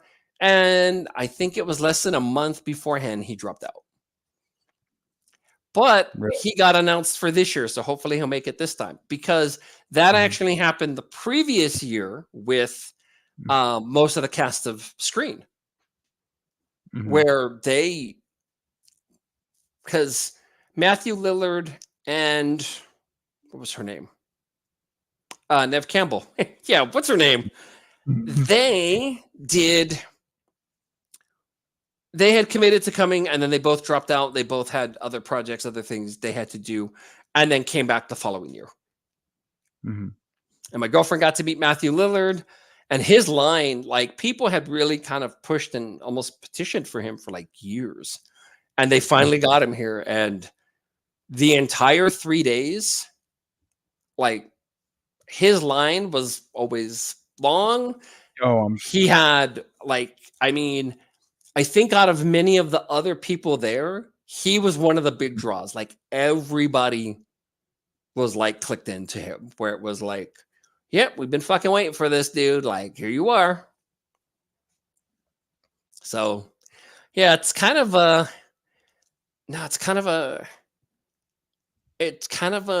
bummer. I mean, I feel for you, like I said, and especially, my experience, like, I couldn't have imagined that better. Like, I imagined like how I wanted it to go. But of course, like, when emotions kind of get in the way, and once again, like, I wasn't tongue-tied with him, but I was just like exuberant. I was like, oh my God, like this, because, you hope he makes it, because this was his first time at FanX. He's been to Salt Lake, or he's been to Utah a ton of times. Like, that's how Clerks got picked up, because it was at Sundance. So Utah, I mean, he may not have been here for a ton of FanXs, but if it wasn't for Utah and if it wasn't for Sundance, he would not to say he wouldn't have the career, but like, when you look at where the jumping off point of where what became his career started, at Sundance, like 100% at Sundance. So yeah, Utah is very near and dear to his heart. But he's been here for Sundance. He's been here for Wise Guys a few times, because he's done QAs and stuff. But this was his first time at the con, at FanX. Well, so be prepared, because if we do ever get him, not that it'll ever happen, but if it does ever happen, you will be doing most of that lifting. Because I'm not going to be, I probably wouldn't be able to speak. And it's weird, because like I said, he was the one, like everybody else, I was just like, I kind of ran with it. I was like, okay, great. But with him, it really was like, I mean, I was there. Like, I didn't shut down. I thought I was going to freeze. I didn't. Like, it was quite the opposite. No, he was fantastic. I hope he comes to FanX again at some point. But I felt kind of bad for him, because Zachary Quinto went to one of the same things where he was only there for a day. So, it was very much a case of, okay, you got this, you got this, you got this, you got that. Boom, done. And I mean, even some that are there for 3 days between the stuff they do, like, it can be taxing, it can be exhausting. I get that, because a lot of people are like, well, you're just taking pictures and you're just signing photographs. Like, it can't be that difficult. And it's like, okay, number one, it's 3 days being around a shit ton of people who are strangers, who are kind of chomping at the bit for you. That can feel a lot on its own, And two, how many times can the same interaction happen, even if it's different people, where it's like, okay, hey, some people become immune to it. Some people are the opposite and they jump head first and they're like, you know, they're fantastic. It's pretty amazing to kind of watch, if you will. But I couldn't help but to like, you know, kind of shoot that down when people are like, well, they're just there taking pictures and stuff. And it's like, yeah. And they're on their feet as much as you're on your feet. You know, they're sitting, they're getting up. Like it's a lot of time under, because the lighting, I mean, it's a huge space, but there's all, of course, these massive kind of fluorescent lights at the, what's it called? Oh, come on, brain. Salt Palace. And it's very much a case of, you know, it's not work like as in their craft, but they are making money. Like they're there to kind of present themselves and interactions with fans, and the fans pay for it.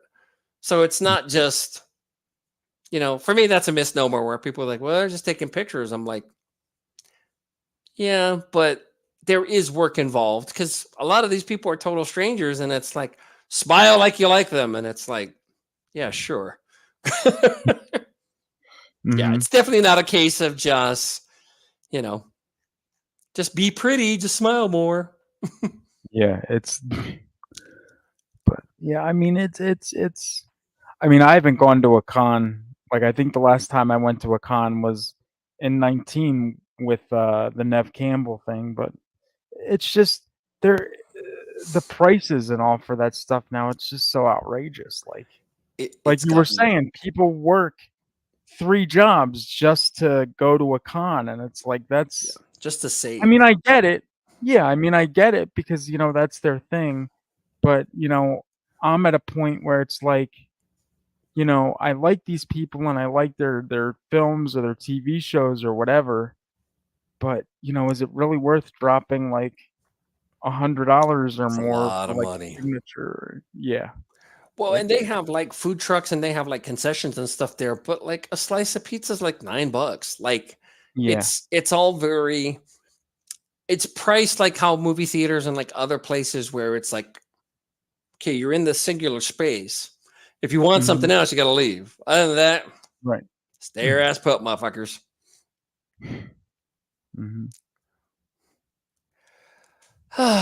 Good times. Yeah. So 2024 movies, it's kind of a sticky wicket because there's not a lot of superhero movies. Yeah, Marvel's downgrading with that stuff. So DC is rebooting. We'll see how that goes. Oh. You sounded you know what? No, I think, I'll be honest with you, I think they're going to outshine Marvel. I really do. Well, I hope so. I love James Gunn. 2, you know, Marvel, anytime you start something, you know, and it starts out great, like, let's be honest. I mean, I love Iron Man. I love RDJ, but it's very much like lightning in a bottle. And I don't even know if they could have predicted that level of success that came with it. And remember, this is like the seed that's spraying the other seeds. So if it doesn't work, because remember, they had the production going between Captain America, Thor, and the first Iron Man. So you can't help but to kind of go, well, you know, what do you do? Like, what's your backup if that doesn't work? Because now what seems to be happening with Marvel is they don't seem to have backups. A lot of the stuff doesn't work because the people who ushered this stuff in, most of them are gone. Yeah. You know, James Gunn is with DC.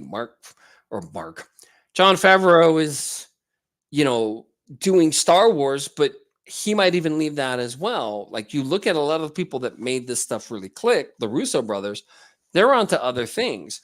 And the people you've kind of handed the reins to, or Kevin Feige has handed the reins to, they're just kind of filling blanks. Like, in a lot of ways, it is just punching items on a checklist. And I'm not the only person to think that, where it's very much like, you know, when you make amusement park type of cinema, if you will, or movies, that's what you're going to get. It's disingenuine. It's very just, just superficial, hollow, pretty lights, boom, boom, bang, bang. And ultimately, I get it. We go to the movies for that. Like, we want to be entertained first and foremost. But you look at the ways a lot of the people who had come before had really done their movies. Right. With these characters, and they just knew the assignment. They understood these characters. They understood the backstories, even with changes they might have made to backstories and certain aspects of the character. Like, they knew how to kind of handle this stuff. And now we're at a point where, it's such a huge amount of CGI. It feels so disconnected because we're now at the point, like, the stories don't even make sense. And I think one of the worst things that Marvel could have done was introduce the multiverse and kind of hedge a lot of their bets with the multiverse. Where it was very much like, okay, you guys have waited for this. This is what you wanted, right? And it's like, okay, this is, because let's be honest, unless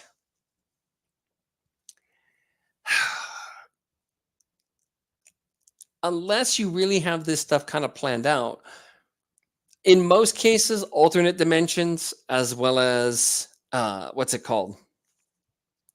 Time travel. Thank you. There we go. My brain's tofu. We're past 3 hours. Steve Z, thank you so much, sir. Appreciate you. Yes, get some sleep. Apparently, I gotta get some too. But I will say, we need to get Paul Rudd away from Disney, because if he gets away from Disney, he could do a Halloween 6 reunion at a convention. And if he does that, I will be right at that friggin' thing. I can only imagine what it would look like if he came here, because it's like, dude, you want to go back to Ogden? I know the way to Ogden, buddy. Well, that's because, okay, so I told you, like, that interview that I was listening to today.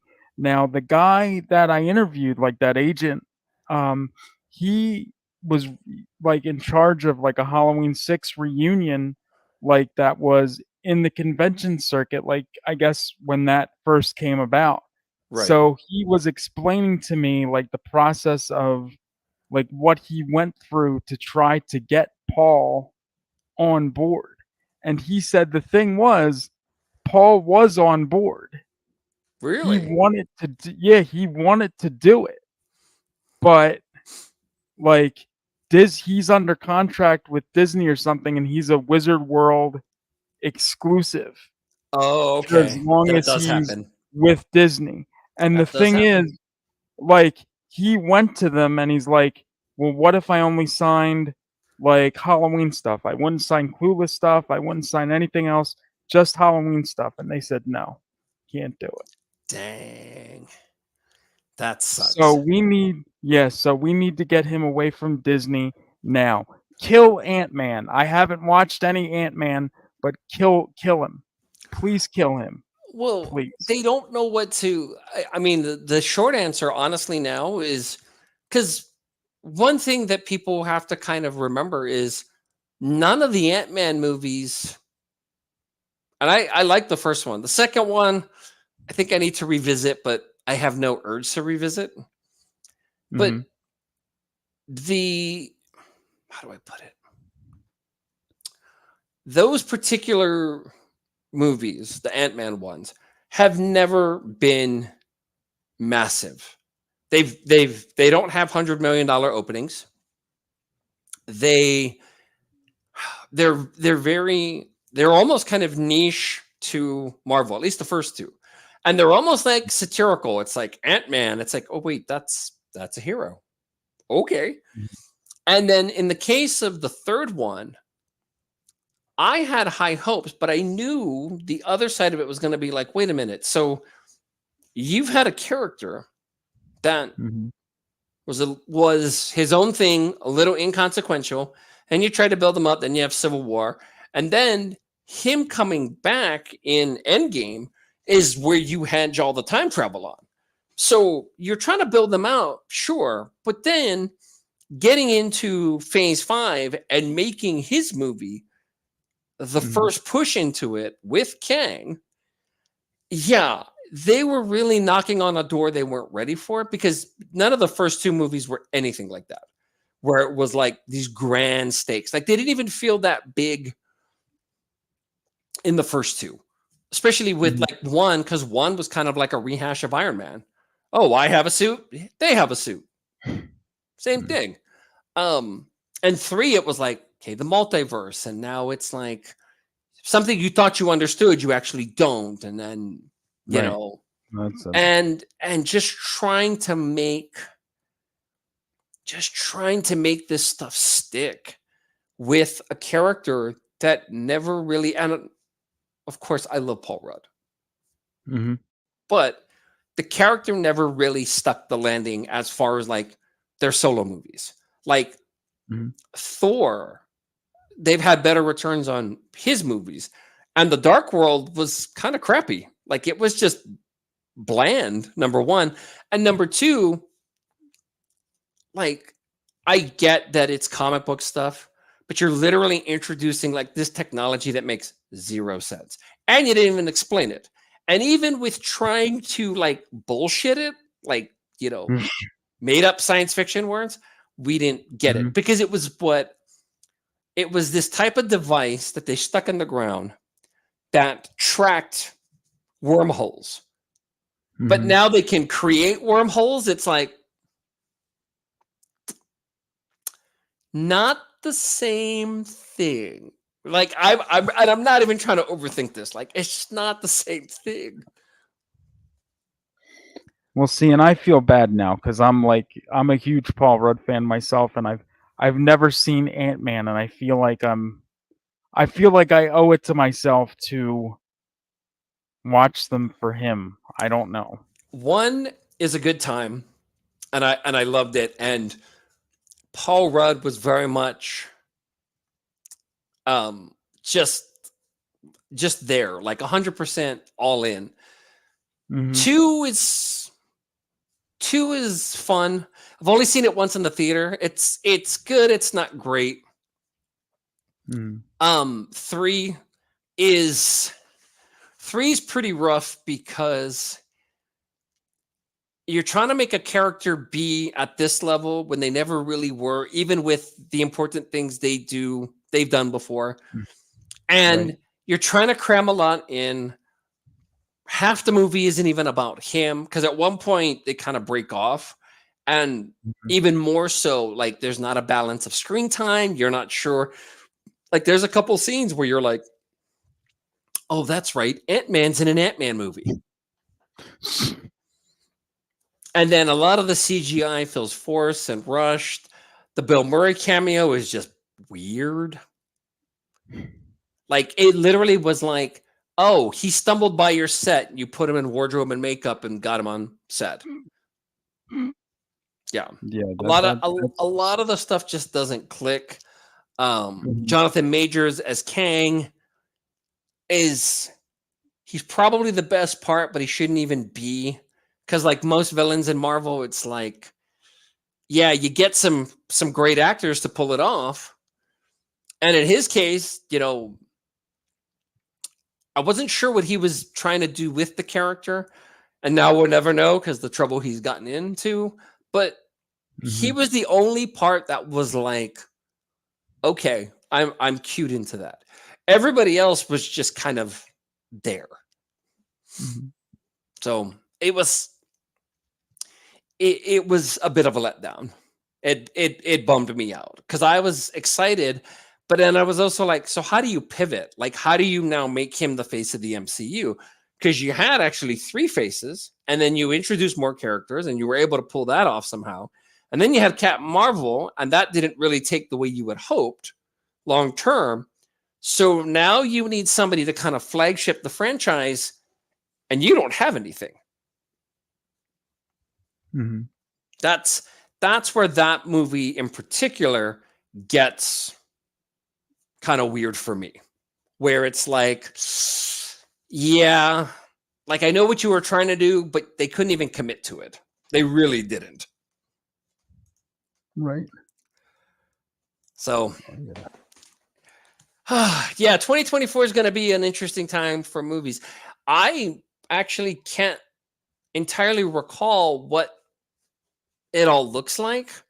Like, I know when they come out, and a lot of it just has to do with, so many other things going on in life. I mean, we all do, but there used to be a time I would really be expectant of this stuff. And we don't really have a lot of superhero movies this summer. And a lot of the franchises we've been used to, we don't really have much of. And there was a prediction in a magazine where it was like, there's no expectations for like $100 million kind of opening, like a big across the board opening. And a lot of it just has to do with a lot of the stuff we've been used to getting and having available is not there. Right. So yeah, wow. It seems like it's just it's a weird time. I don't know.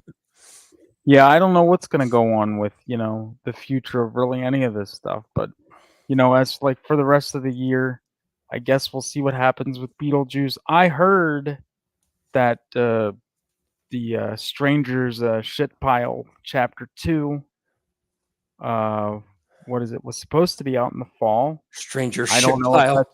That's what they should call it. Well, yeah, I mean, it sounds, from what you were saying, it sounds like that's an accurate description. So I just felt like there was a lot they could have pulled off there. I think that would have worked. It's weird how, they treat it like chapters, like they're trying to expand, and then they don't expand it. So it's like, okay, we give a typical setup by way of tropes, but come back for the other two, and it's like, why? Like, what could they honestly offer? Unless they dig deep and kind of go down the well a little bit, which I'd like to see, but I don't think it's there. yeah, it doesn't seem like it. So that's,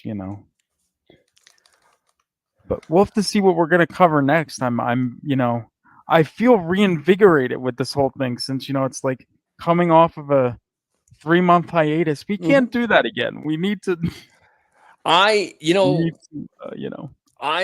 Schedule wise, I'm good, and it's a matter of just getting to that point. Like, sometimes things happen, unfortunately, but we make it happen. But we're at 3.5 hours, so we have made this.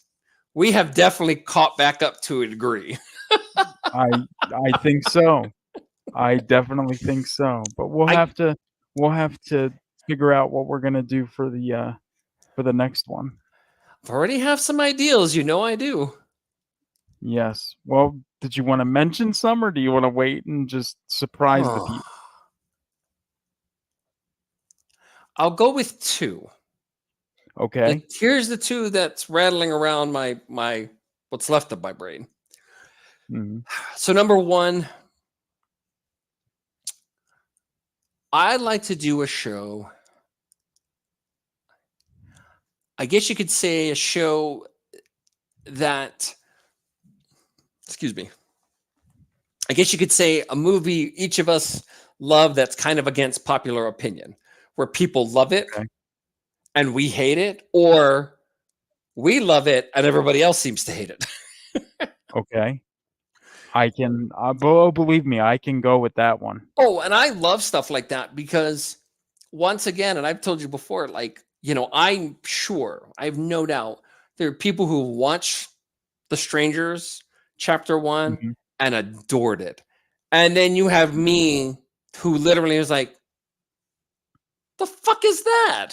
So, there's kind of that ebb and flow there with that kind of stuff. Right. Number 2, I think another one I'd like to see us possibly do is our favorite scream queens. Ooh. See, I told you I Ooh. have this shit. I have this shit marbling, banging around here all the time. You know what? I think we should do Scream Queens next. I like that one. I really, really like that one. And okay, All in so favor say aye, aye, I aye. so next week Neighbors will be back, and then we'll be back the week after next.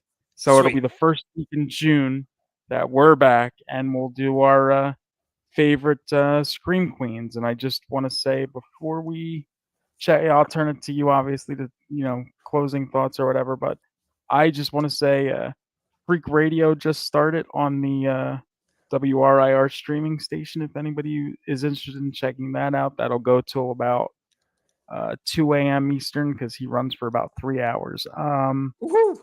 There's a new Z's Cheese on Sunday night. That's Mr. Steve Z himself hosting that one. That's like 2 hours worth of music, like an Z's eclectic cheese. I mix. like that. Yep, Z's Cheese. That is, yeah. So that's Sunday at like 6 Eastern. So that would be 4 for you, I think, because you're Mountain. So Yep. yeah, that'd be 4 for you. And then Monday, I believe we're going to premiere Diagnosis Dilemma with Emily Hartstone, and she's going to be exploring we're talking with people who have some mysterious medical ailments, and that should be interesting. And remember, Thursdays at noon is In Your Head with Shannon Graham, the life coach. Woo-hoo. So if anybody's struggling or going through things, feel free to call or email. Come on to that show, and she'll kind of help offer you some advice and whatnot. It's freaking awesome. Look at that. Coming back with a vengeance. I actually have a mysterious condition I call CRS, can't remember shit. I know what you mean, because I go through that same thing sometimes. Or I also have a affliction to where when people really drive me to the point where I can't even really deal with them and they're just so ridiculous, I have something called dilligaf. DILLIGAF. Does it look like I give a fuck? I like that. I like that. That needs to be on a shirt or something. I have it on a shirt. It was our convoy. Oh, do you really? Our convoy motto. Oh. Yeah. Dilligaf. Does it look like I give a fuck? That's sweet. I love it. Yep. We used to just say that, and it was funny because some of our leadership didn't know what it meant, and then it was like, "Oh, that's cute. Don't use that on the radio." I'm like, okay, fun sponges. So use it on the radio. There you go, dilligaf. Does it look like I give a fuck? I love it. I love it. That's awesome. That is awesome. But so closing thoughts or anything that you want to plug or say or anything like that as well. It is great to be back with you. I've missed you, good sir. I have you as well. I know you've been through a lot recently. The past couple months has just been a lot. I've missed you. So glad to see you. As far as anything for me to promote, Part-Time Gamers, which is another show that I'm on. It's Sundays, 7:30 Mountain Time. So we review games, and each month is themed, but especially in the case of like how some things have changed. The last Sunday of each month is now game night. So it always, and it's funny how it took a minute for that to kind of come up, but then it was like, oh yeah, if we're gamers, why don't we play games and not just talk about them? So the last Sunday, the last show of each month is game night, where we basically just hop on and play a game I can't remember what this one coming up is. So obviously I'm a big fan of it. But I can't remember off the top of my head what it is. But yeah, it's me and two other hosts, and they're great. And it's just a good opportunity because it's a little of a unique situation because I mean, I play games, but they're the more intent ones. I'm like the guy in the theater who speaks out loud about the stupid shit they do in horror movies. It's like, don't open the door, they're back there. So I'm kind of like this interesting fly on the wall. Like I'll play and review games, but then I all see it kind of like, yeah, that's distracting. Like, how can I play a game with that? Like things like that. So it's a good time. And then I'm working on bringing back the video station. I'm not quite sure when I'm going to do that yet. Hopefully it'll be sooner than later. Things are starting to kind of even out in life. I'll certainly have more focus after the wedding, which is Saturday. My daughter's getting married. Yeah. Congratulations with that, by the way. That's Thank you. He's awesome great, day. and they're so happy together. That's they look important, happy. you know. I hope they're able to keep that because, you know, being in a relationship and being married is two different things. It really, really is two different things. So it's once one translates to the other, I really hope it works out. And I can't help but to have what feels like these kind of weird gaps where it's like, you know, she was just in Germany getting ice cream from the ice cream truck. And now it's like, well, let's pick out floral patterns for the wedding. I'm like, fucking wedding? What? Where the hell was I? Right. And Yeah. I was in Iraq and Afghanistan. And I mean, I got to be there for a lot, but I also missed a lot. So, well, you know, this is an important occasion that you're not, you know what I mean? You're going to be there for, and you won't miss it. So that's important. Yes, I'm excited and I'm happy. It also, like I said, it also just feels a little weird because, you know, you think you have time and you don't. And then when things eventually happen, you can't help but to take stock and go, yeah, now my little girl's I mean, she hasn't been a little girl for years, but now she's getting married. Like you can't help but to kind of connect that dot, whether or not you want to or not. It's a lot to take in. And send me a link for that Part-Time Gamers because, you know, now that I have more time on Sundays, I will definitely check it out, and I'll make sure that, you know, I spread the link around as well. Yes, that would be wonderful. Appreciate it. And I actually share the link on Part-Time Gamers because I know a few people from like Discord and stuff. So I carry that over as well. So yeah, absolutely. But nice. So many of you who chimed in tonight, Cody, thank you, sir. Steve Z, the graphics are freaking awesome. I do love that now Mike literally has a graphics guy, so that's freaking awesome. Nick Johnson, thank you so much for reaching out to us. You're great as well. Appreciate you being here. And then there was another gentleman, another individual. Where are you at? The Numsamaniac.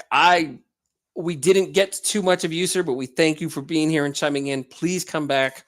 I'm excited for Scream Queens. I've had that one rattling around my head for a minute. Oh, it's gonna be another epic one, I'm sure. Well, and you got to remember, like we're two big horror fans, so yeah, we like, of course, you know, Neb and all that, but we also know the other ones where it's like, yeah, within that world, they're huge. Other people may not really connect that dot or know, but we know. So I'm looking forward to us sharing notes, you know, crossing those points with that. I'm very excited about that one. Yeah, no, see, I have good ideas sometimes. You do. You do. I mean, you know, this is why I love you, man. This is great stuff because I'll tell you, I can't think of you're but you definitely come to it. It's not like Because like I may have the ideal, but then when you hear it, I notice it registers. And just because you didn't think of it doesn't mean you don't have a buy-in. Because I think Well, that's a right. great No, subject because, especially when it comes to like horror movies and no knocking Nev or Jamie or, like even Sigourney Weaver, if you want to put that one into context, but like, horror movie fans because like some of them are literally like in very specific franchises that really only exist in that genre. And they're not like, if you know, but it's not like, very much in the way of, like Jamie Lee Curtis winning an Oscar. Like these people, these Scream Queen type, they mean a lot to us, but they're not going to win Oscars. No, they're not. Yeah. Unfortunately, They might win Razzies, not even that, but yeah. Well, that's no, I don't even want to. But Jennifer Love Hewitt in that new "I Know What You Did Last Summer" that's coming next year. or what is it now? I always know what you did last summer. Yeah. Well, no, wait, but see, but they did that in 2006, so I don't know what they'll call this one, because there was a direct-to-video. I'll always know what you did last summer that was released in. Don't watch it because it's that bad, huh? You want to talk about fucking fine? That's fucking fine. That is fucking fine. 100% fucking fine. That good, huh? I'll always know what you did I'll always know what you did last summer, 2006. Tori DeVito. I think it's on. She's the lead. I think it's on Prime. I think I've seen it on there. Oh. Yeah, I've never watched it, obviously, but I'm just like you tried to warn me with Strangers. I'm warning you with I'll always know what you did last summer. Strangers just bad. It's just so bad. This is why? Why? It's horrible. Right? Yeah. But we have that's right. We have a new outro for when we leave now too. That Steve made. Oh. We have an outro. Yeah. Now you're just spoiling me. I know. This is like amazing, but I guess if there's nothing else, we'll get to that and we will see you guys in the first week of June. Woohoo! Okay, let me. That was amazing. Yeah, I know. And the damn thing did. Here we go.